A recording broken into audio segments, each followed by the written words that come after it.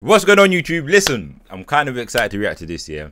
As London's killer rappers suspect active gang. I don't know. Listen, this is done by Traploreross. Yeah, he's a big.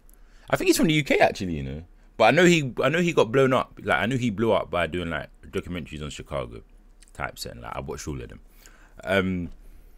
So it's kind of mad that he's seen one. Oh, he's mad that he's done one for the UK. Like it's crazy, to be honest. Yeah, I don't know what he's gonna talk about for 4 hours because we reacted to Suspect millions of times. We've done album reactions, all of that. Yeah.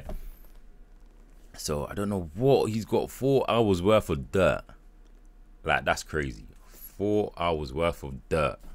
But yeah, I'm excited to react to this. So we're gonna run this up. Hey, listen, you lot, if you want to see more of these types of things, I don't know if this is gonna be a 4-hour video though.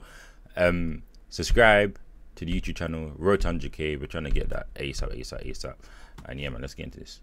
Warning, this video contains themes of violence, death, and gang activity. This video is an educational documentary. It does not intend to glorify, incite, or encourage illegal behavior. All of the information is taken from public sources and is shown on the basis of fair use. I've made every effort to ensure accuracy of the sources, but I am not responsible for any content third parties have published. Every effort has been made to censor this video in accordance with YouTube's community guidelines, but if you want to see an uncut 4.5-hour version of this video, you can do so on patreon.com/Traploreross. But if you're not interested in that, just hit the subscribe button and prepare to hear one of the craziest stories ever told. Today, I'm here in Agar Grove, birthplace of one of London's most notorious and dangerous street gangs, Active Gang. So wait, so Traploreross is actually from the ends. So he's actually from the ends. Is he from like London or is he from like Korea? And it's mad. Man says he's walking through the trenches.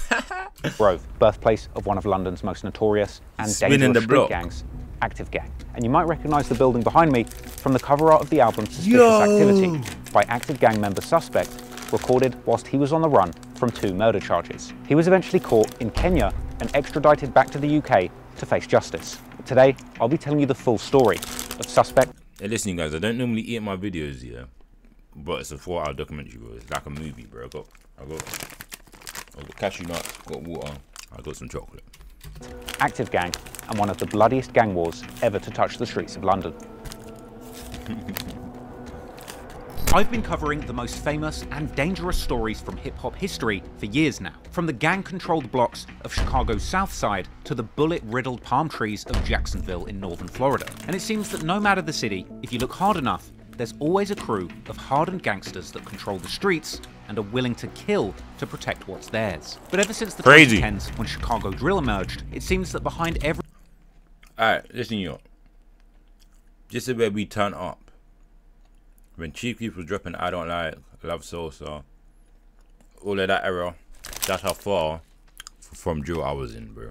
Every gang, there soon emerges a gangster rapper. One of those people who had lived the dangerous gang lifestyle and eventually found a way of telling their story through music. Since the emergence of a teenage gang member named Chief Keef from Chicago's O Block, gangster rappers have emerged from all around the world, turning their pain into art and forging a path out of the dangerous lifestyle that so often ends in tragedy. Since Chief Keef, countless names have emerged. Lil Durk, Young Thug, Pop Smoke, just to name a few, artists who made their mark on the music world with their stories of gang life coming out of their respective cities. Each of them has a different sound, style, and cadence, but underneath is the same formula. The DNA of drill music has spread around the world and mutated, with each city establishing its own unique style. I love drill music, from Chirac to Sydney, but there's one question I constantly get asked. Is there anywhere in the UK that gets as active as Chicago?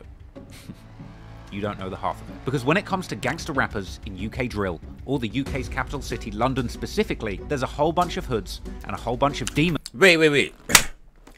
Why do you... Oh, flip. Yeah, why do you, like, New York niggas think London is sweet when, one, we was doing, like, UK drill. I mean, we was doing drill before them type setting. And, like, if you do your research and history check on the UK drill type knowledge, yeah, you're gonna see it's not sweet. Like, I don't understand it. They always try to downplay flipping London and etc, but it's like you come in and find out, bro, and carry on with that same energy. Like, overall, if you're on good vibes, then cool. But if you're gonna come with that UK niggas ain't on nothing and you're going live and that, post it. I guarantee they're gonna come. Raising hell and waging war on their respective ops. But when it comes to the most dangerous and demonic rappers in London, one name stands above them all.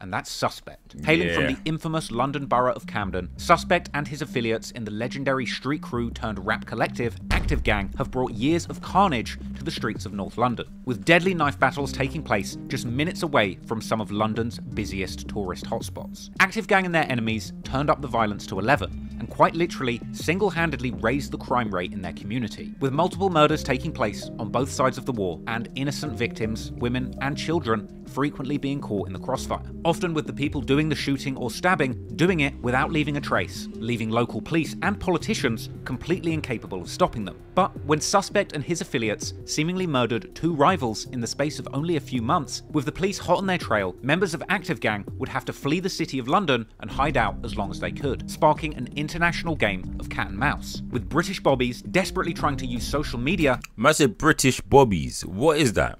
Hey chat, have you ever heard of British bobbies? I ain't heard of that. And I've been in the UK for all my life, bro. I said British bobbies.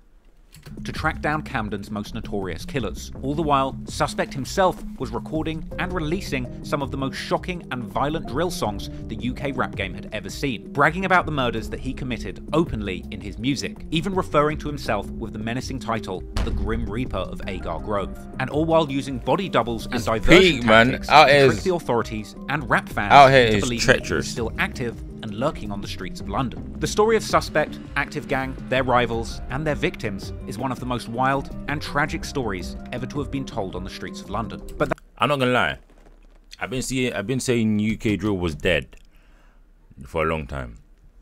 But when Suspect came out and he was dropping his songs and he dropped his album, that sparked it for everyone again. That reunited the flame.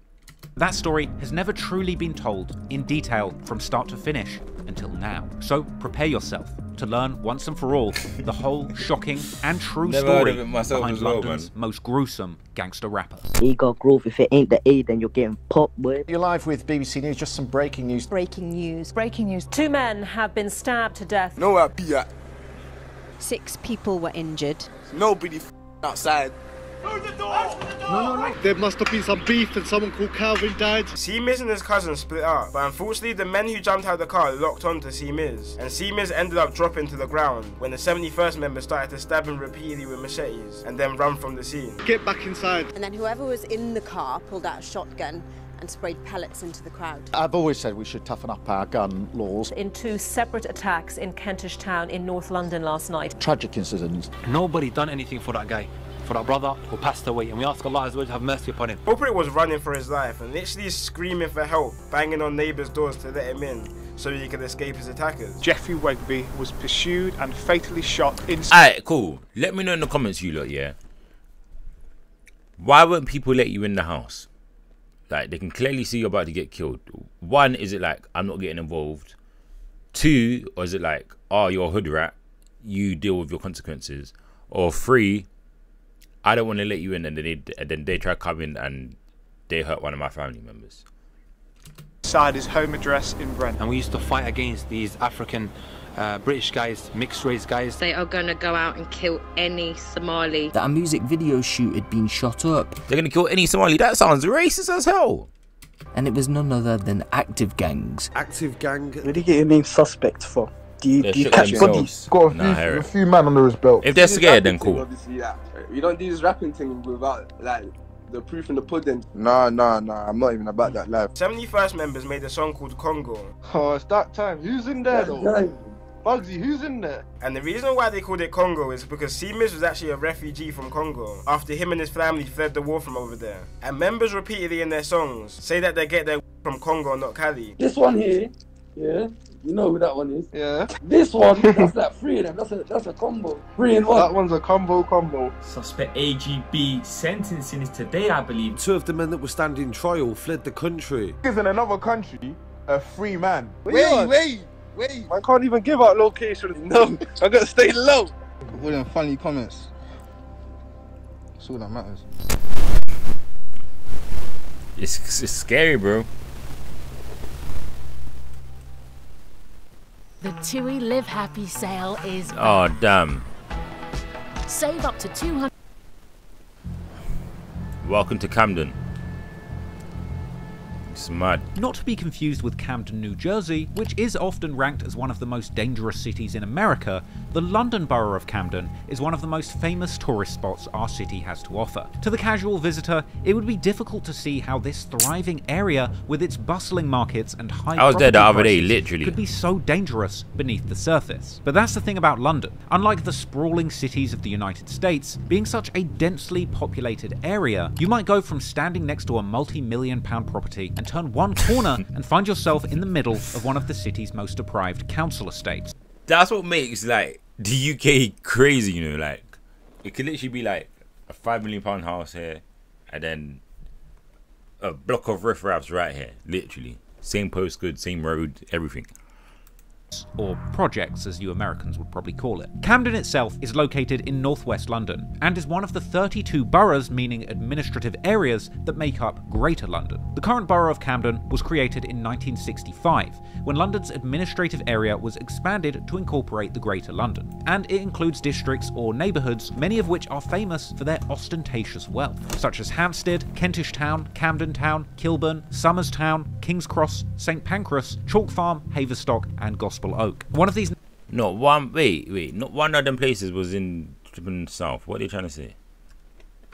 Somers Town, ostentatious wealth, such as Hampstead, Chalk Farm, Haverstock and Gospel Oak. One of these neighbourhoods you are most likely to be aware of is Camden Town, also often just called Camden, that the borough is named after, and that's where much of the events of this video will take place. Camden Town has been known around the world since the 1960s as the heart of London's art and cultural scene, with it being home to famous music venue The Roundhouse, where acts like Pink Floyd performed in their early years. In later decades, Camden's music venues and bars were scenes where bands like Coldplay and Oasis first made their names. And over the years, through every era of music, Camden has been home to many famous musicians, including the singer Amy Winehouse, with her unfortunately being found dead in her $3.5 million Camden Square home in 2011. Nowadays, a statue of Amy Winehouse can be seen in Camden, and her former home has become a tourist attraction to her fans, despite it having new owners. Moreover, over the years, Camden has been a breeding ground for many different urban youth countercultures like the punks, ravers and hippies. Ultimately, Camden is one of those places where outsiders and nonconformists can fit in, call home, and flourish. And perhaps as a result of the openness and tolerance fostered in the area, over the years, Camden, or more specifically Camden Town, has become a tourist attraction in its own right.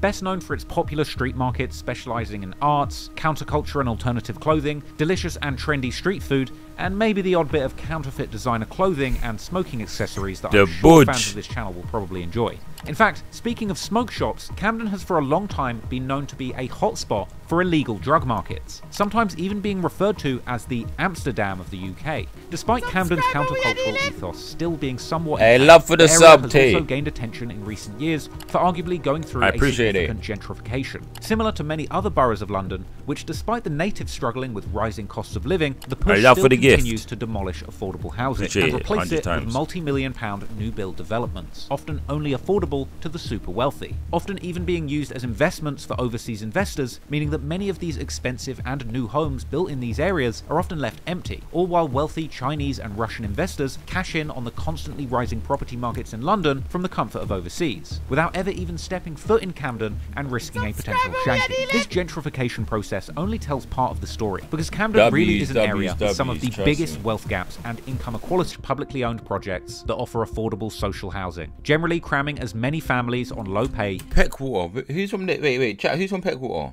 It's Thingy from there. What's his face?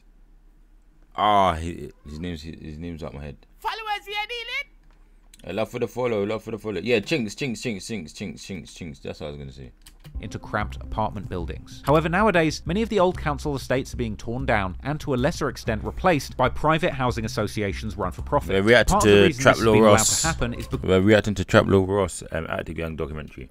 because of the bad reputation that council estates have fostered, becoming notorious hotspots for criminal activity and antisocial behaviour. In the UK, we also have a right to buy policy, which allows individuals that are living in social housing the opportunity to actually buy that property privately from the government. That would give an individual that's living on social housing a great opportunity to take their first step on the ladder towards homeownership. But the unfortunate side effect of that policy means that the next person who's looking for social housing is less likely to find it because the government are slowly selling off the social housing and not replacing them. This is a significant contributor to the UK's ongoing housing crisis, and it's a big reason why the housing in London is so ridiculously expensive. And unfortunately, despite all the tourists and rich inhabitants, as well as Camden's close proximity. Imagine if there was to make an area, yeah, that if you have a criminal record, you can't go. Whether it's like straight when you go to prison, you can't go. Imagine if they was to do that.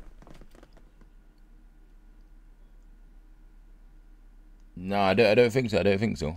Proximity to London's high-earning financial districts, the social unrest in Camden's poor communities and social housing has led Camden to become increasingly dangerous over the years, with particularly brutal murders taking place right on the streets, sometimes even in broad daylight. But before getting more in depth on the gangs in the area that are driving this violent crime, on a more positive note, Camden also has a rich history when it comes to UK rap music. For example, one of the first real breakthrough UK rap groups hails from Camden, the infamous and divisive rap trio N-Dubs, who were among the first British rap groups to gain popularity when UK rap went from underground to the national mainstream during the 2000s. In the late noughties, a new wave of British gangster rap emerged called road rap. This saw artists such as South London's own Gxng gaining national popularity by showing an authentic look at Britain and especially London's gang underworld. In many ways, the British road rap wave predates and foreshadowed the gritty and raw visual aesthetics that Chicago drill music videos would end up popularizing globally years later. Some young gang-affiliated rappers from Camden would also start dropping songs, including artists like Ambush, Prospect, and Rowdy, who repped the Queen's Crescent gang located in the postcode NW5 in the Kentish Town neighbourhood. In fact, Queen's Crescent, or QC, has been considered as one of the most notorious hoods in Camden for some time due to extensive gang activity. And while Ambush made a considerable name for himself in the British rap scene since then, unfortunately in 2012, Rowdy, real name Sean Ferdinand, ended up receiving a life sentence for allegedly stabbing and killing a young man and attempting to kill another. By mid-2010s, many of Camden's gangs were actually united under one banner called Cracktown, or CT, and in 2015, Cracktown affiliated. I thought CT was flipping Clapham. I thought CT was Clapham. That's what I thought. YD and JP would release their song Man Down, which is arguably one of the first UK drill songs recorded in North London to gain prominence. This was just a little while after the UK drill genre had been emerged, mainly coming out of South London. You lot don't know about when like UK drill rappers used to take, like, we didn't even have our own beats yet. We used to just take Chicago niggas beats and just rap over that.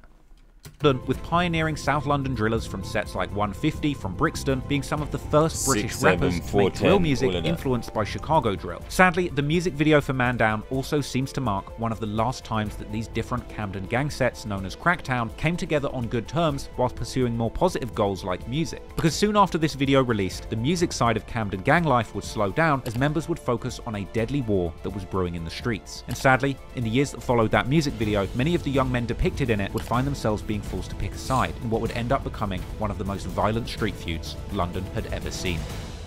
If y'all don't got arcade, y'all better get arcade. Arcade has the best samples in the game.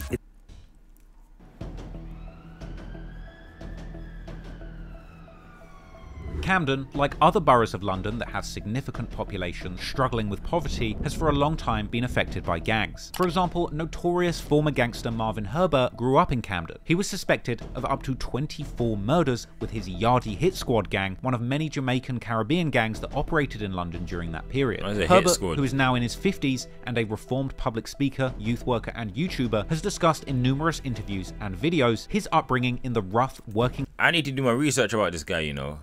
Hey chat, let me know if you would want to see some documentaries on him or like us watching his content.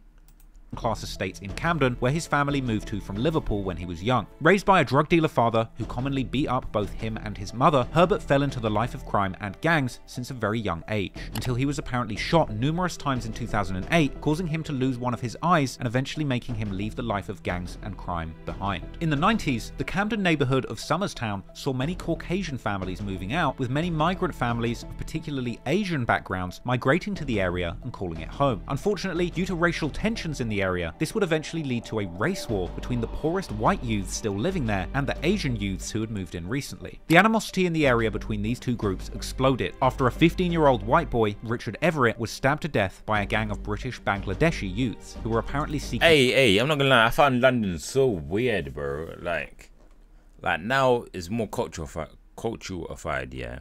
But London was really, really racist, bro. Like, I'm thinking, what? Because I even see it on like EastEnders. Yeah, because they're talking about like racism and back in the day type setting. And then like, even when I was talking to my dad, he was saying like what he went through. I'm like, bro, I was really like that. Like now, like we got the head what we got now, bro. It would have just been like a massacre. Revenge against another white youth in the area. After this, white youth gangs began patrolling the streets of Somerstown, attacking anyone of Asian background that they came across, even firebombing a halal butcher shop. This was an incredibly violent and volatile time in Camden, and ironically, despite the media attention surrounding the current UK drill scene and the violence it's allegedly responsible for, the homicide rate in the UK actually peaked in the early 2000s. This was reflected in Camden, which was perceived to be particularly out of control at the time, with violent crime and gang clashes leading papers to argue that Camden Town was up there with some of the world's worst murder capitals. Gangs in London around this time were also generally much larger than they are now, with as many as 100 members in each gang. As one former gang member, Omar Sharif, explained in an insider interview, the gangs back then were often unified under large postcode districts and not single estates or blocks. Gang wars can start over the smallest things or the biggest things. Smallest things could be they were at a club or a rave, and from there someone gets stabbed, and then it's a whole, we need to retaliate, we need to send a message, we need to show them who we are. So they round up everyone, and then it's now not just one person versus one person, it's actually a gang versus gang, postcode versus postcode, and now we're talking 50 to 100 people plus.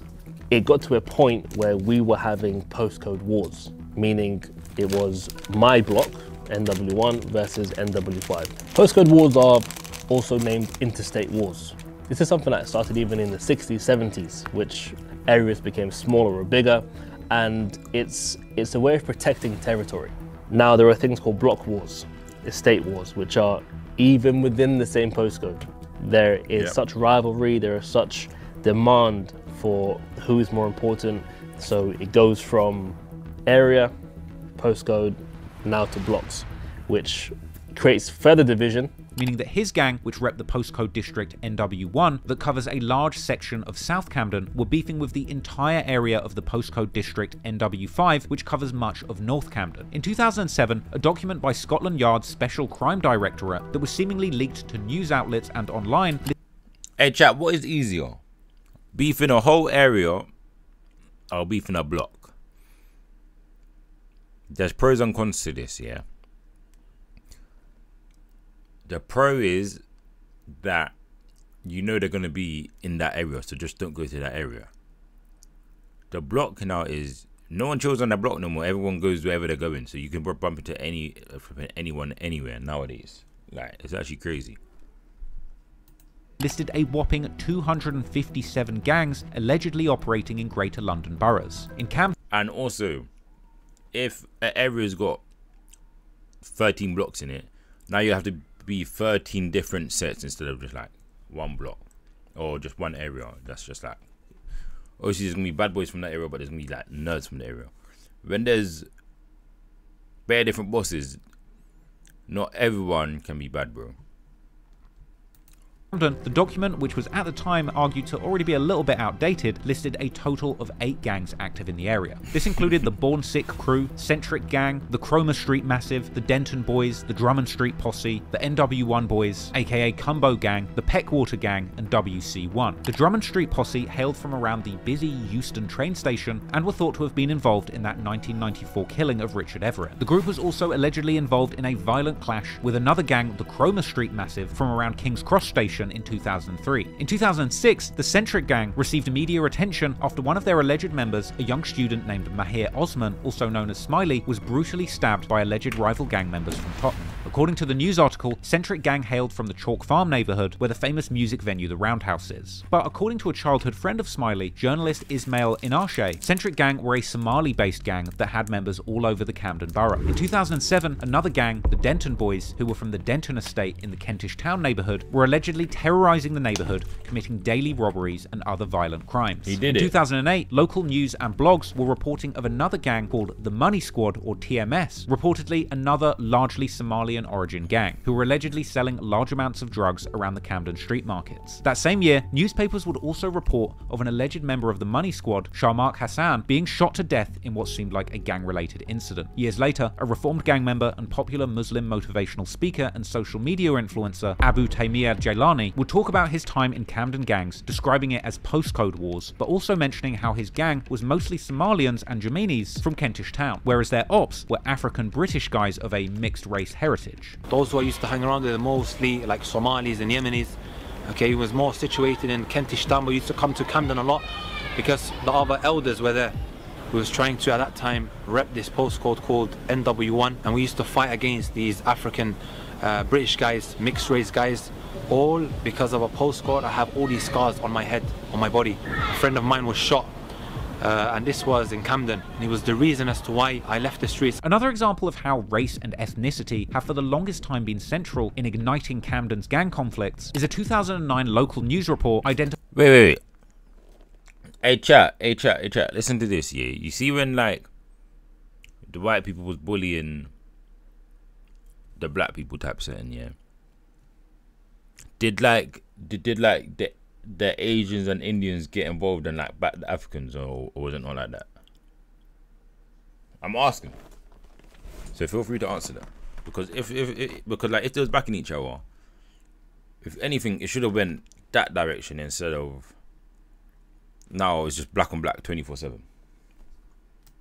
Identifying so-called no-go zones in certain Camden neighbourhoods, including the Peckwater estate, home of the Peckwater gang in Kentish Town. In these no-go zones, patrolling officers were reportedly commonly attacked with rocks by gangs when they tried to enter the estate. Moving into the 2010s, a special task force was set up by the Camden police in an attempt to tackle gang-related violence. This led to numerous arrests of alleged drug gangs in Camden, including in the Queen's Crescent area. By But like that's what that makes sense, because like, example, say there's one me and I'm bullying two nerds, example.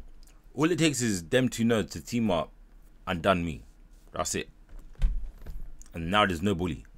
We're equal now because we just read out together. 2011, tensions boiled over between minority youths, many of whom were affiliated with local gangs, and the London police. In the wake of the fatal shooting of alleged gang member Mark Duggan by the police in nearby Tottenham, this brutal use of force on London streets, followed by the Met Police attempting to avoid accountability for the killing, led to days of major protests which escalated into riots all over London, including Camden. Despite the unrest, violent crime... Who was racist towards Asians? The white people... Yeah, I know that, but I'm saying like, why didn't they team up and like get at the source, if anything, instead of we're getting bullied, now we have to fight each other first? That don't make no sense. In London fell significantly during the first half of the 2010s, bottoming out in 2014 when the homicide rate actually fell below 100 per 100,000 inhabitants, which was largely attributed to the London police's fight against gangs. However, already the following year in 2015, the homicides begun increasing again significantly, with this actually coinciding with the emergence of UK drill music in mainstream London youth culture, as artists such as the 6-7 Crew and Harlem Spartans begun to gain popularity throughout the city, giving the whole world a window into life as a young gang member on one of London's many dangerous estates. These early pioneers of the UK drill genre and the beat makers who brought these lyrics to life eventually led to the distinctive sound of UK drill being born, with the sliding 808s, wavy percussive patterns, and creative snare placements that made it a unique sound and eventually a global movement. As the sound of UK drill would later spread to the projects of Brooklyn and the Bronx in New York, influencing some of the Big Apple's... Did you hear what they said? Our sound spreaded to New York. Our sound, not Chicago, and Chicago's the pioneers overall. But like, someone that does UK drill should not be able to diss someone. Well, should not be able to diss Chief Keef, Lil Reese, Lil Durk, etc. So someone like, I hear Bronx rappers on that talk about UK, and they just downplay it like, nigga, you just stole our language and now you're stealing our sound. So it's just like, give credit when credit's due. Example, I see Pop Smoke. He used to give credit. He was one of the only ones that used to give credit that actually done the sound. But all of the new ones, they just downplay it, bro. I'm like, wow. Most prominent drill artists like 22Gs and Pop Smoke. Also in 2015, many news outlets begun reporting on maps published online showing the alleged territories of different gangs in London. One of these maps is still available and appears to list gangs in Camden such as the QC blocks, Camden Marleys, Somerstown, Cumbo blocks, Drummond Street Posse, Cromer Street Massive, and Agar Grove. Interestingly, many of these same gangs are mentioned in a 2019 Guardian article about knife gangs in London, which actually prompted a gang expert and former police officer from Camden to comment on these gangs on Twitter. He would dispute some of the information provided about the gangs in Camden and elaborating on how QC and Agar Grove were fraught with infighting, ultimately concluding how things turned for worse after 2014 when new gangs arrived in the territory of Camden all around the same time as an important gang police team was disbanded. It's around this time that the gangs involved in the events of this video begin truly getting active in the streets of Camden, as young men and teenage boys from the area would get sucked into the local gang politics and their deadly conflicts. In this story, there will be many names of many young men who played a role in the war playing out on the streets, as well as in the recording studios where those battling for dominance on the streets of Camden would boast and brag about their activities on the roads. However, there's one name that stands above all of them when it comes to brutality and notoriety. That's a young man by the name of Tariq Kennedy Mangal Monteiro, who you might know better as Suspect. So just a few designs that I've been working on. They keep hitting me with ads! Nah, I feel sorry for you though. We really only need a new work unit. I feel sorry for you though, because I have to watch his ads, cool. But you lot are gonna have to watch my ads. Hey, I'm hilarious. Hey, hurry up, man, so I can skip this. Fortnite.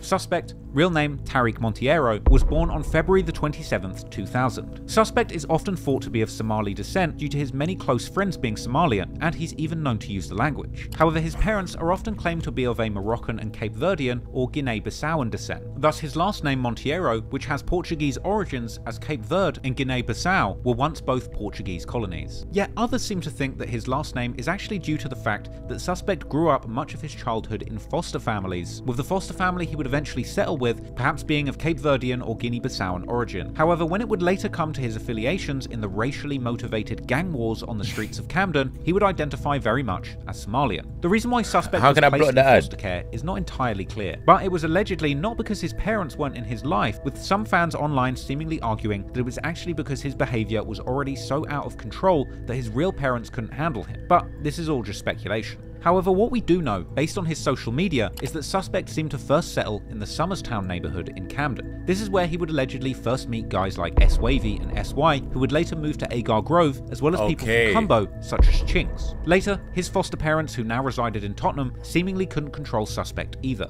and at one point, he went missing, leading to the local news appealing to the public to help find a young Suspect who had gone on the run as a 14-year-old. Hey, you know, if a kid goes on the run at the age of 14, where are they? Are they kidnapped or are they in Cunch? Let me know in the comments. It seems that a week later, the police were able to locate Suspect, most likely hanging around his old stomping grounds in Camden. Suspect had been going on the run since he was a small boy, and this perhaps foreshadowed his later infamous actions as a wanted man. To him, just age 14, being a wanted man and ducking the authorities was just an everyday activity. By all accounts, it seems that Suspect's childhood was a challenging one, where personal, family, and friend circle issues all contributed to escalating problematic behavior, which is also plainly evident on his old Facebook accounts. Due to Suspect's young age at the time, there isn't too much public information about the specifics of his dealings with the law, but later reporting about Suspect's court appearances seem to have revealed that he had an extremely lengthy criminal record even as a child, apparently having received a total of 18 convictions on a total of 41 offences. This includes What the hell? What was the guy doing? I didn't even know that. Man said he had 18 convictions out of him basically doing 41. That's crazy. charges for drug dealing and battery in 2013, an apparent 4 robberies in 2014, and other lesser charges, including assaulting a police officer in 2017. How many times Suspect has been locked up is also unclear, but what we do know is that during some of those incarcerations, he met other youngsters who would turn up and later become highly influential figures in the UK drill scene. This includes Kennington rapper Lowski from the Harlem Spartans, who actually discussed doing time with Suspect in 2016 just as he had released his breakout drill anthem Hazards. Suspect apparently also spent time with members of the 6-7 gang, whose rappers such as LD and Dimsy were some of the first UK drill artists to blow up back in 2014. Once again, here we see a teenage Suspect going to jail and meeting people who are also locked up but enjoying infamy on the streets, all resulting from UK drill songs they had released while they were free. And I would expect that there was a certain level of admiration that Suspect might have had seeing his incarcerated peers making a name for themselves with drill music. And much like the UK rappers that he looked up to, it seemed that Suspect was also infatuated with Chicago drill music, being seen on Twitter declaring his appreciation for Lil Durk as early as 2013. I'm not gonna lie. If you was around in this era of like the UK, of like when Chicago hit the scene, because like the ends was already bad, but when Chicago hit the scene, it gave everybody batteries of like everyone's bad, and it was crazy.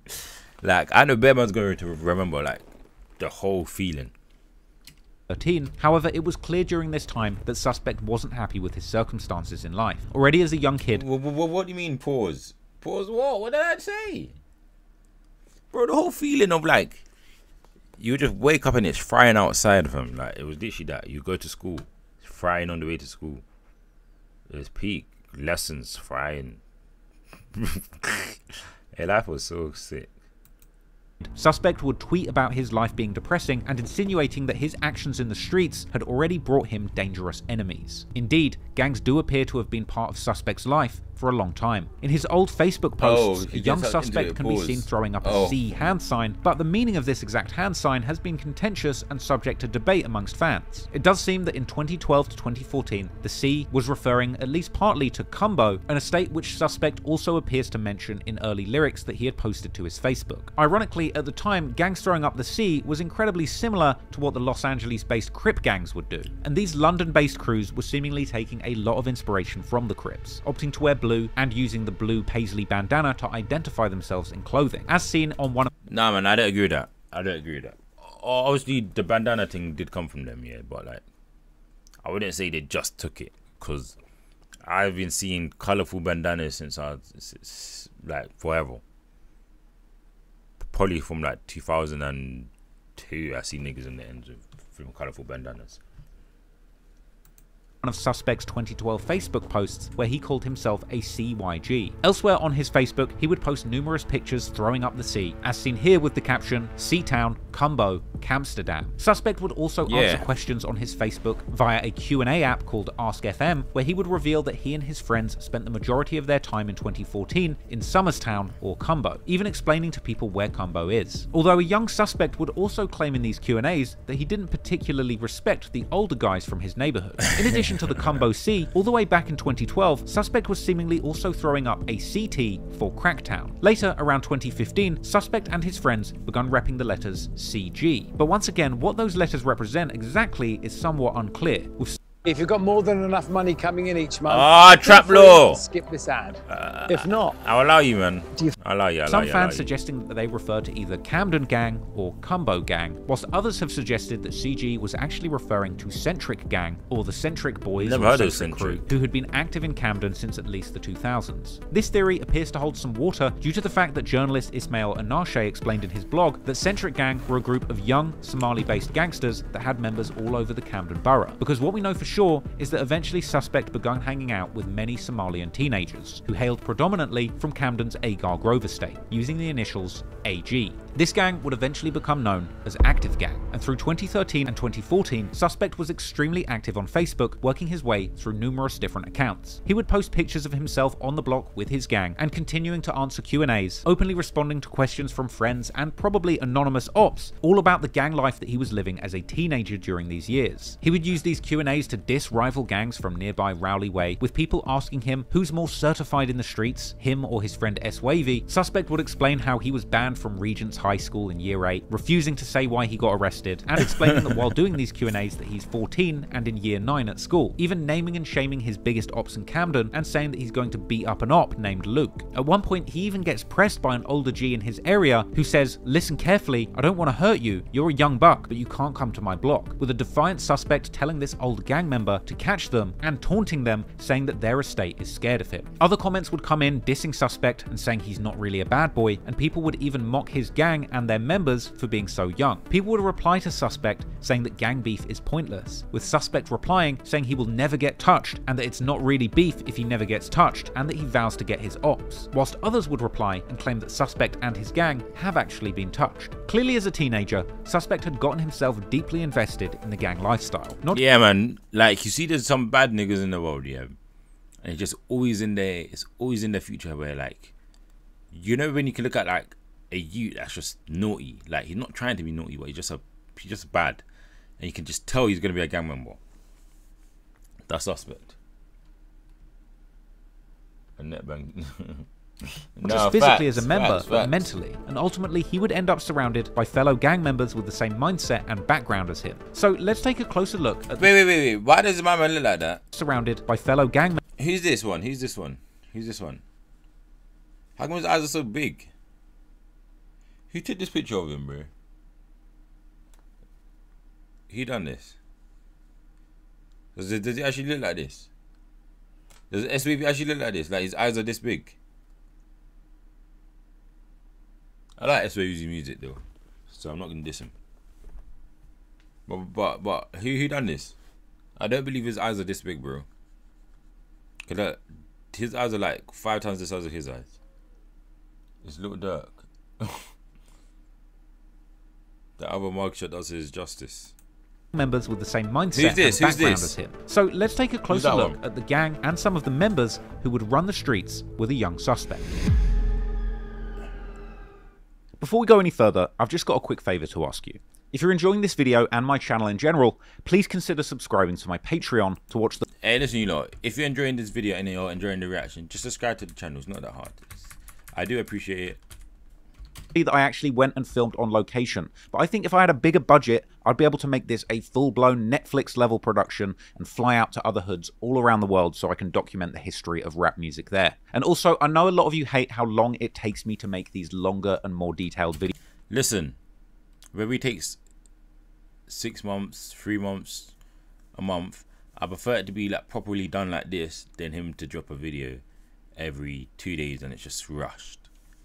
Practice, no, you can't rush perfection. Videos. So I've also been investing in hiring a lot more editors beyond my current core team.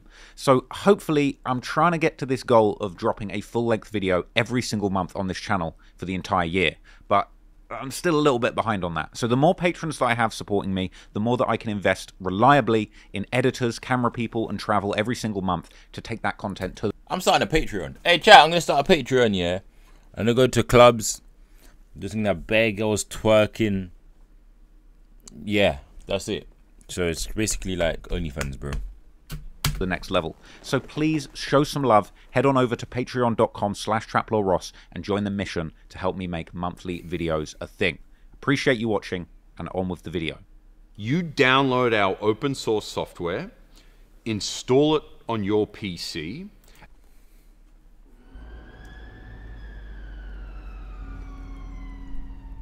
Over the years, Suspect would build a network of young gang affiliates that he would run with in the streets of Camden. Part of this lifestyle was drug dealing, or trapping as it's more commonly referred to in music. Suspect and his friends were deeply involved in the drug trade, and they didn't care who knew it. In fact, one infamous video circulates depicting Suspect and his friends in a trap house making junkies dance for their amusement. As the story goes, Active Gang, the most recent and famous incarnation of the Camden Gang set that Suspect claimed, was created around 2017 by local youths of predominantly Somalian Alien backgrounds. The founding members came from around Agar Grove Road, not more than half a mile from Camden Town's most popular tourist attractions. The members came from the Agar Grove estate and the nearby Maiden Lane, Broadfield Lane, and St Pancras Way estates. Most had previously repped the older Camden sets like Centric Gang, Cracktown, or CT1, much like Suspect. However, Suspect was not one of the original members in Active Gang, and he seemingly never actually lived around the Agar Grove estate. Or perhaps that's just how people see it, due to the fact that his foster family was actually based in Tottenham, but Suspect himself would go on the run wherever he wanted in Camden as a teenager. Now, Active Gang is commonly referred to with the initials AGB, with the full name, according to the fans, supposedly being the Active Gang Boys, Active Gang Bandits, or Active Gang Bloods. However, Suspect in the song Caught in the Rain seems to insinuate that the name could also be Active Gang Bloodhounds. But regardless, there's a lot of names and faces that are going to be relevant when it comes to discussing Suspect's side of the war in Camden. Hey chat, is this like a Rico case, the way he does it? He does it like a Rico. Block the ad, man, I can't be bothered, bro. He's doing it like a Rico case, he's giving everyone's names, everyone's pictures, everything. Name in the history of Camden gang beef is Mitch. But obviously, if he knows it, the police already know it, it don't matter. Often considered to be the founding father of the street crew that would eventually go by the name Active Gang, with some claiming that Active Gang was actually started in his honor after he passed away. Then there's his cousin, S45. You also have AK, and then there's SY, aka Stain, Striker, Hitman, and his brother Blitz, Broad Day, aka Broad Day Assassin or BA, S-Wavy, AR, aka Armed Response. No. Why did they keep using that picture for him, bro? Why did they keep using that picture? They're violating his thing, bro. Why do they keep using that picture? AKA Broad Day Assassin or BA, S-Wavy. Nah, man, they need to cut this out. They are mocking it. I don't feel like he looks like that. AR, aka Armed Response, who interestingly also like Suspect went missing as a teenager in 2014. There's Reeks and also Too Smoky. Now, active gang members from Agar Grove would also link up with other sets from nearby neighborhoods, building alliances against their common enemies. Another street crew from the area that they're allied with is FSG, or Finesse, Stack and Grind, from the Denton and Ferdinand estates in the Chalk Farm neighborhood, with prominent members like T-Scam, who has made a name for himself as a rapper in recent years, as well as having an extensive connection to street activity. Another area that's connected with the active gang crew is NRB, or the North Road Bandits, from the York Way estate and Corporation Street, including members like Yevs and ML, and of course the historic crew with origins from the Cracktown set CT1, hailing from the Kernock, Three Fields and Bayham Place estates, with members like Traps and Alert. The alliance between these gangs will be known as 71st, based on the N7 and NW1 postcodes that these areas are located in. However, possibly due to the massive fame that Active Gang achieved in the UK drill music scene, many of the members from these affiliated gangs have been primarily repping AG, or Active Gang, leaving gangs like CT1 to be referred to less in favour of Active Gang, or more broadly, 71st. But of course, there's no such thing as a gang without ops. So now, let's take a closer look at the other side of the coin and understand the group of rivals that these young men have been in a years-long war with. Combo QC, Peckwater, and 51st. Now, before I go any further, I just want to speak on the topic of postcode wars. A postcode, or as Americans might call it, a zip code, is the postage number corresponding to a specific area. In London, the idea of gangs warring over turf, specifically which postcode they're from, is very... What's got the biggest postcode? What's the biggest postcode? SW9's big. SE9's big too. NW10's big. Oh, E4 and E17. What is there? What's an E4 and E17? What's there?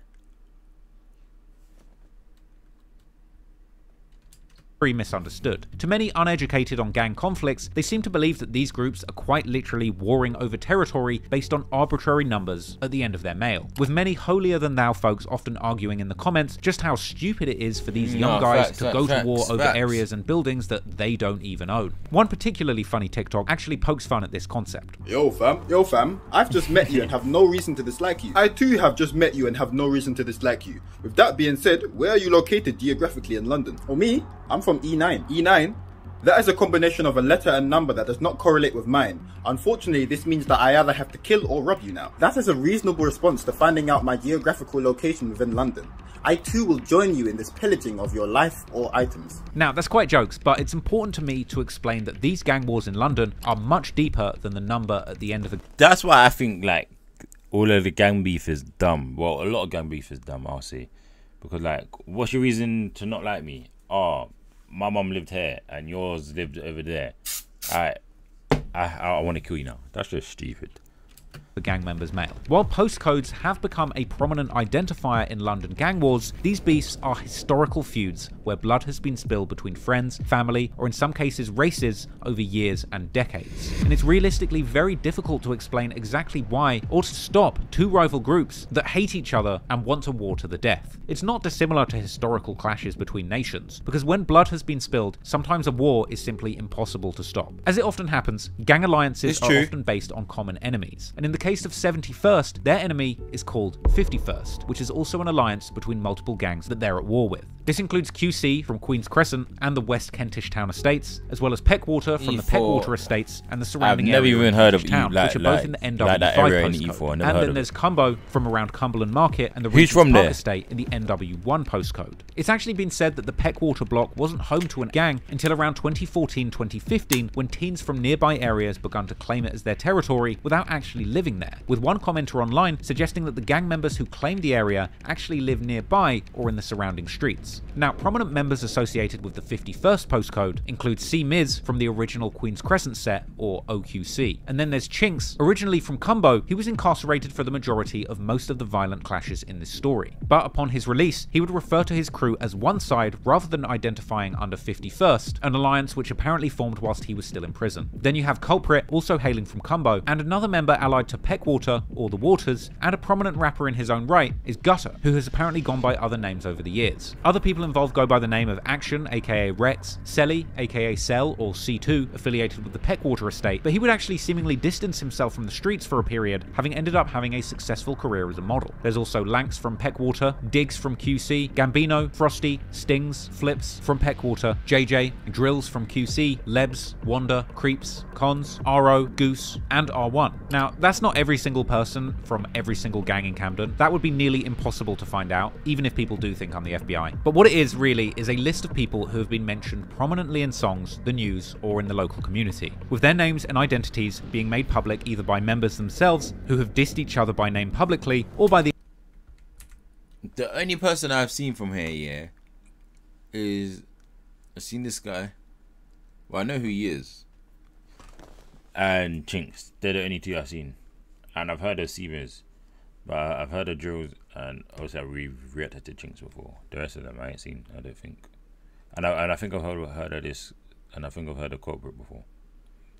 Identities being made public either by members themselves who have dissed each other by name publicly, or by the authorities who unmask individuals when they accuse them or charge them with a specific crime, of which we're about to find out there are many. So now you know the history and the people involved, let's dive in and begin to unravel the origins of this bitter and years-long. Hey, what is it, drill? Does Gutter make drill music? What the hell? Beef.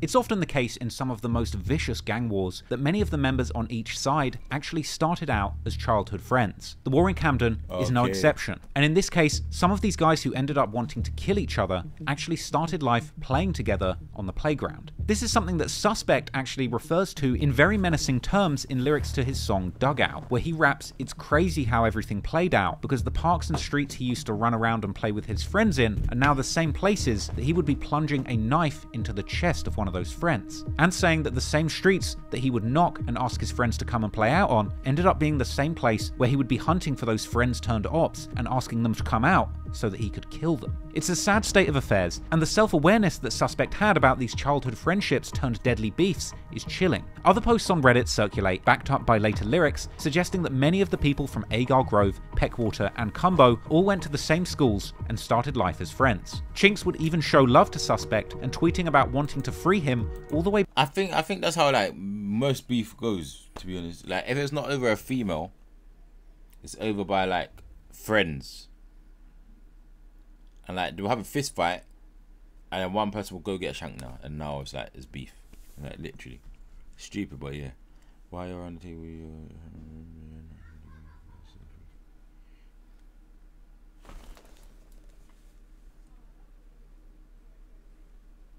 back in 2015. However, as has happened many times before in these stories, from Chicago to Camden, once the youngsters from impoverished backgrounds get older and fall more heavily into the gang lifestyle, former friendships slowly break down until something happens that forces everybody to choose their side for good. Moreover, many of these youngsters had become used to the violence from a young age. For example, Mitch, an S45 from AGB, would experience the loss of their cousin Lefty, real name Mohammed Abdullahi, as early as 2013 when he was brutally stabbed to death. The three men responsible for the killing. I will react to the album soon. Abdullahi had himself shot at one of their homes only hours earlier, or told someone the location of the house, and they were apparently looking for revenge. In the hours following the tragedy, Abdullahi's father had appealed to young people in the area not to retaliate, an act which would later be praised by Camden's Somali community. During a speech he gave while receiving a peace award for his actions, the father would raise alarm about the young people in the area turning to the violent street life. But unfortunately, his warnings fell on deaf ears, and in the years that followed, the violence on the streets of Camden would only intensify. In 2015, Mitch would post on his Twitter that he had been out his mind since his cousin Lefty was killed. And then, the following year in 2016, the mother of Dean Winston, one of Lefty's killers, and the person whose house had been shot up before the killing, would give an interview where she revealed that the gang who had been responsible for shooting their house was still harassing and threatening her family. According to one poster on Reddit, who claims to have lived in Camden at the time, knowing the people involved, the murder of Lefty loosely connects all the way to the present-day events in the modern-day Camden gang war. According to this story, Lefty's murder stemmed from a beef between young and old members from around the Peckwater estate, with both Lefty and Dean Winston having indeed lived in the Kentish Town neighbourhood of Camden. Lefty's house was very close to where the Peckwater estate is located, and Lefty was also allegedly not only a cousin of Mitch and S45, but also a Peckwater OG called Wage, who was supposedly a big brother of Mitch and a former member of a gang called TMS, or the Money Squad, which we discussed earlier when looking at the early history of Camden gangs. TMS consisted of mostly Somali youths from Camden in the late 2000s and early 2010s, with one of the latest mentions of TMS being from a blog post in 2011. As suggested by some... Hey chat, what was the year you lot jumped on road? And I'm not saying being a bad boy, I'm saying like what was the year you lot was like allowed to go out, or you were just chilling outside school or chilling in the park with your friends? What year was that for you lot? Some experts on the topic on Reddit, it's possible that eventually Mitch and other members of AGB, who are predominantly of Somalian background, ended up inheriting some of the existing beefs from older gang members that they were close to, and similar stories continue to circulate on Reddit in the past few years. However... Yeah, but what is early? 2000 and what? What is early? I'm not saying how old was you, I'm saying what year was it? How old was you when you was... I'm saying what year was you lot in, or what year was it when you lot was 12 or 13? Like for me, it was 2009. However, it also seems that during the mid-2010s, gangs in Camden stayed relatively united. Many... Actually, 2008. 08. Yeah. Oh, T-Son got found guilty, damn. But yeah, for me it was like 08. 08 or 07. But I'm saying that because like in primary school, like when I was in year 5 and 6, I didn't come straight home after school. I could chill in the park, and that was like 07, 08. Damn, you man are like 10 years younger than me. Yeah, you man are some baby boys. Yeah, that young G's. Many of the youngsters who would later start beefing were allegedly together in this music video, although it's difficult to confirm them due to many of them wearing masks. However, around 2016, a number of unfortunate events would transpire in the streets, causing friction between these young men. According to one rumor on Reddit, things started after a member from Active Gang stole a watch from another man called Merce Dikanda from Peckwater. In fact, that man whose watch was stolen, Merce, would later... I said I look 19. How old are you lot? Chat. How old are you lot in the chat? Okay, so you're 20, Dre.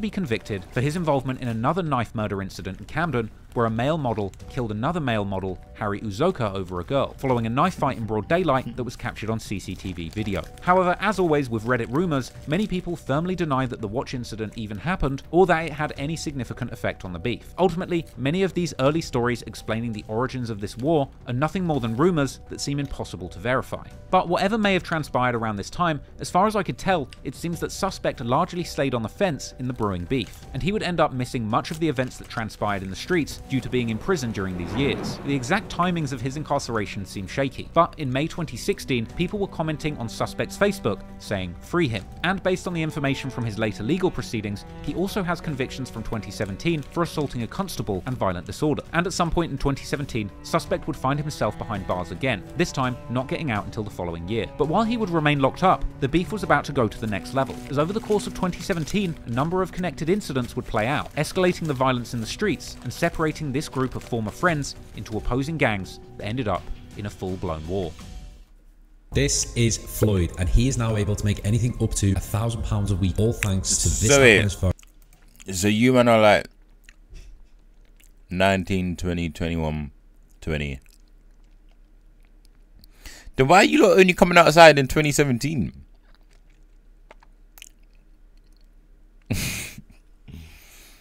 I'm only 25, bro. I was born 1998. So why are you man coming outside 10 years after me, bro? And I wasn't even allowed out. I just went out. Like, all of you lot have seen how my mum is, bro. She's strict as hell.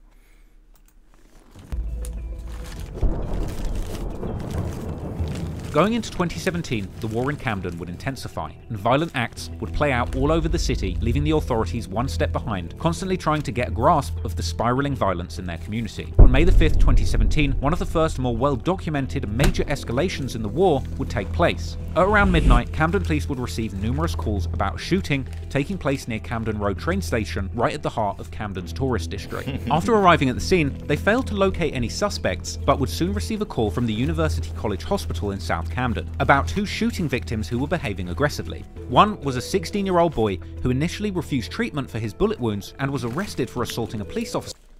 How long into the documentary are you? Only 44 minutes. 45 minutes.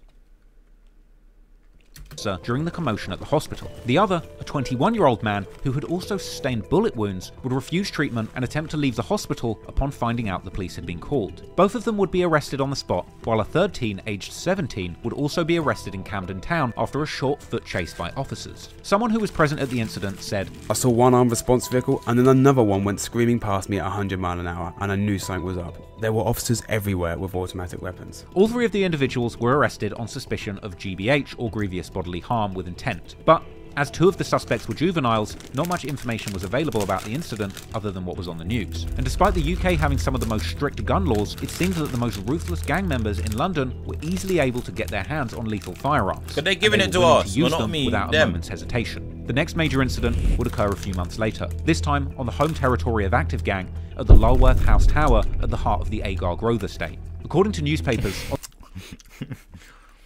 No, you man are trolling. Man said rewind it to the start. I missed some of it. No, no.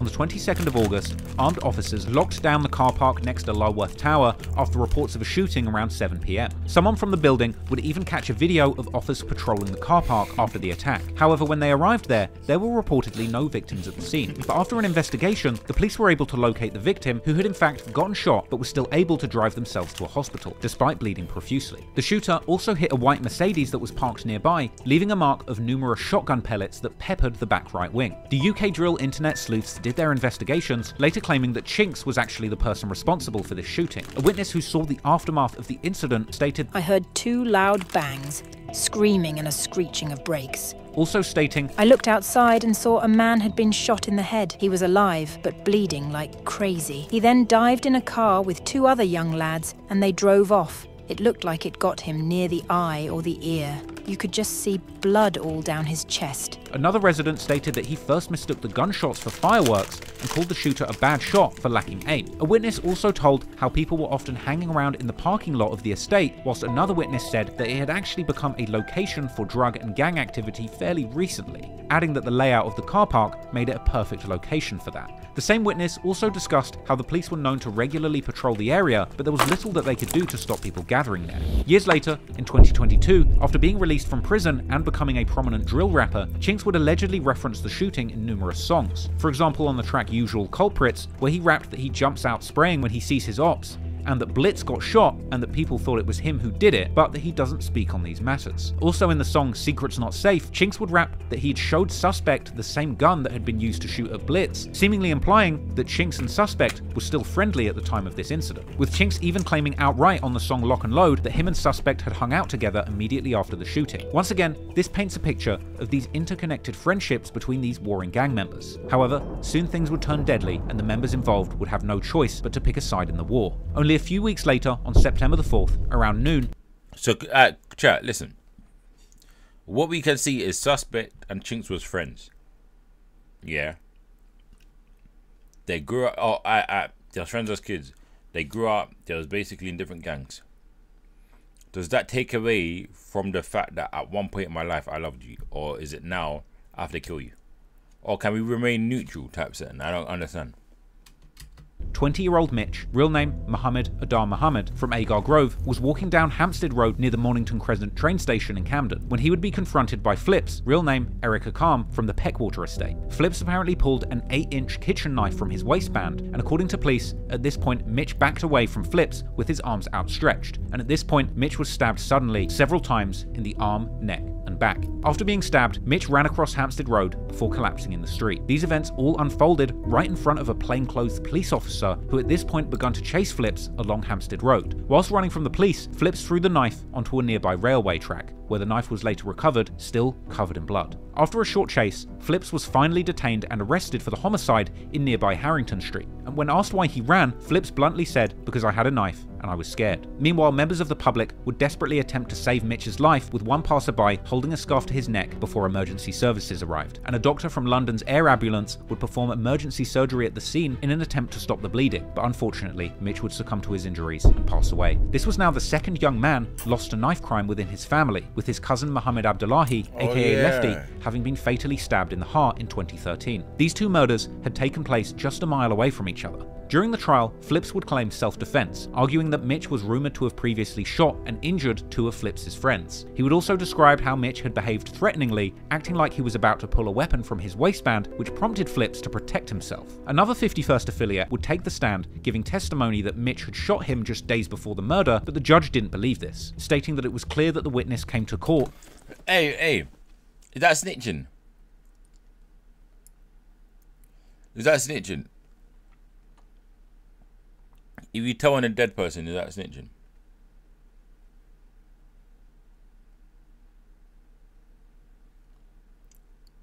Alright, cool. That's crazy, bro. To lie for Flips. The jury was shown photos of the knife, as well as YouTube videos with lyrics referring to Mitch being got in broad daylight. And so, on December the 21st, 2018, Flips was found guilty of murder and 2 charges of carrying a knife in a public place, with one of those being an incident that took place 3 months earlier, and he was sentenced to a minimum of 17 years in jail. Fans would later find old tweets from Mitch where he would talk about his positive hopes for the future. Ultimately, more blood had been shed in this ongoing gang war, and members were now picking their sides and planning retaliation, and no doubt the authorities were anticipating more of this escalation. Soon after the murder of Mitch in October 2017, police in Camden were on high alert due to the increasing violence in the borough between what they described as drug gangs. And after yet another shooting, the police would then begin to show force in the community, being seen performing a so-called hard stop on a car carrying suspects in the Queen's Crescent neighbourhood, which would be caught on camera. Hey, open the door! Close the door! Open the door! No. Keep your hands up! Open the door now! Open it! Get your seatbelt off! Right, wait. Keep your hands still. Do not move your hands. Do not move your hands.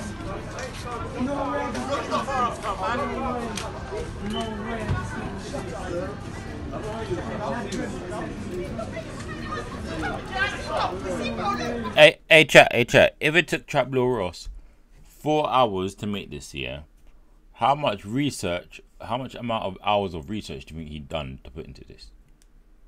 Like in total.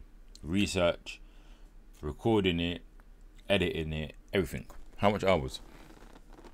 I would say like at least 400 hours.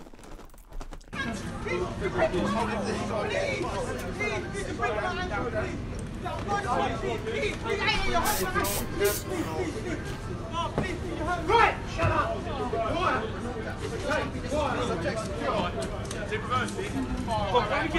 I said 3 weeks. I don't know. 3 weeks the is police quick. attempts to show the community that they were taking gang activity seriously, unfortunately, as we'll see throughout this story, the authorities are always one step behind these warring gangs.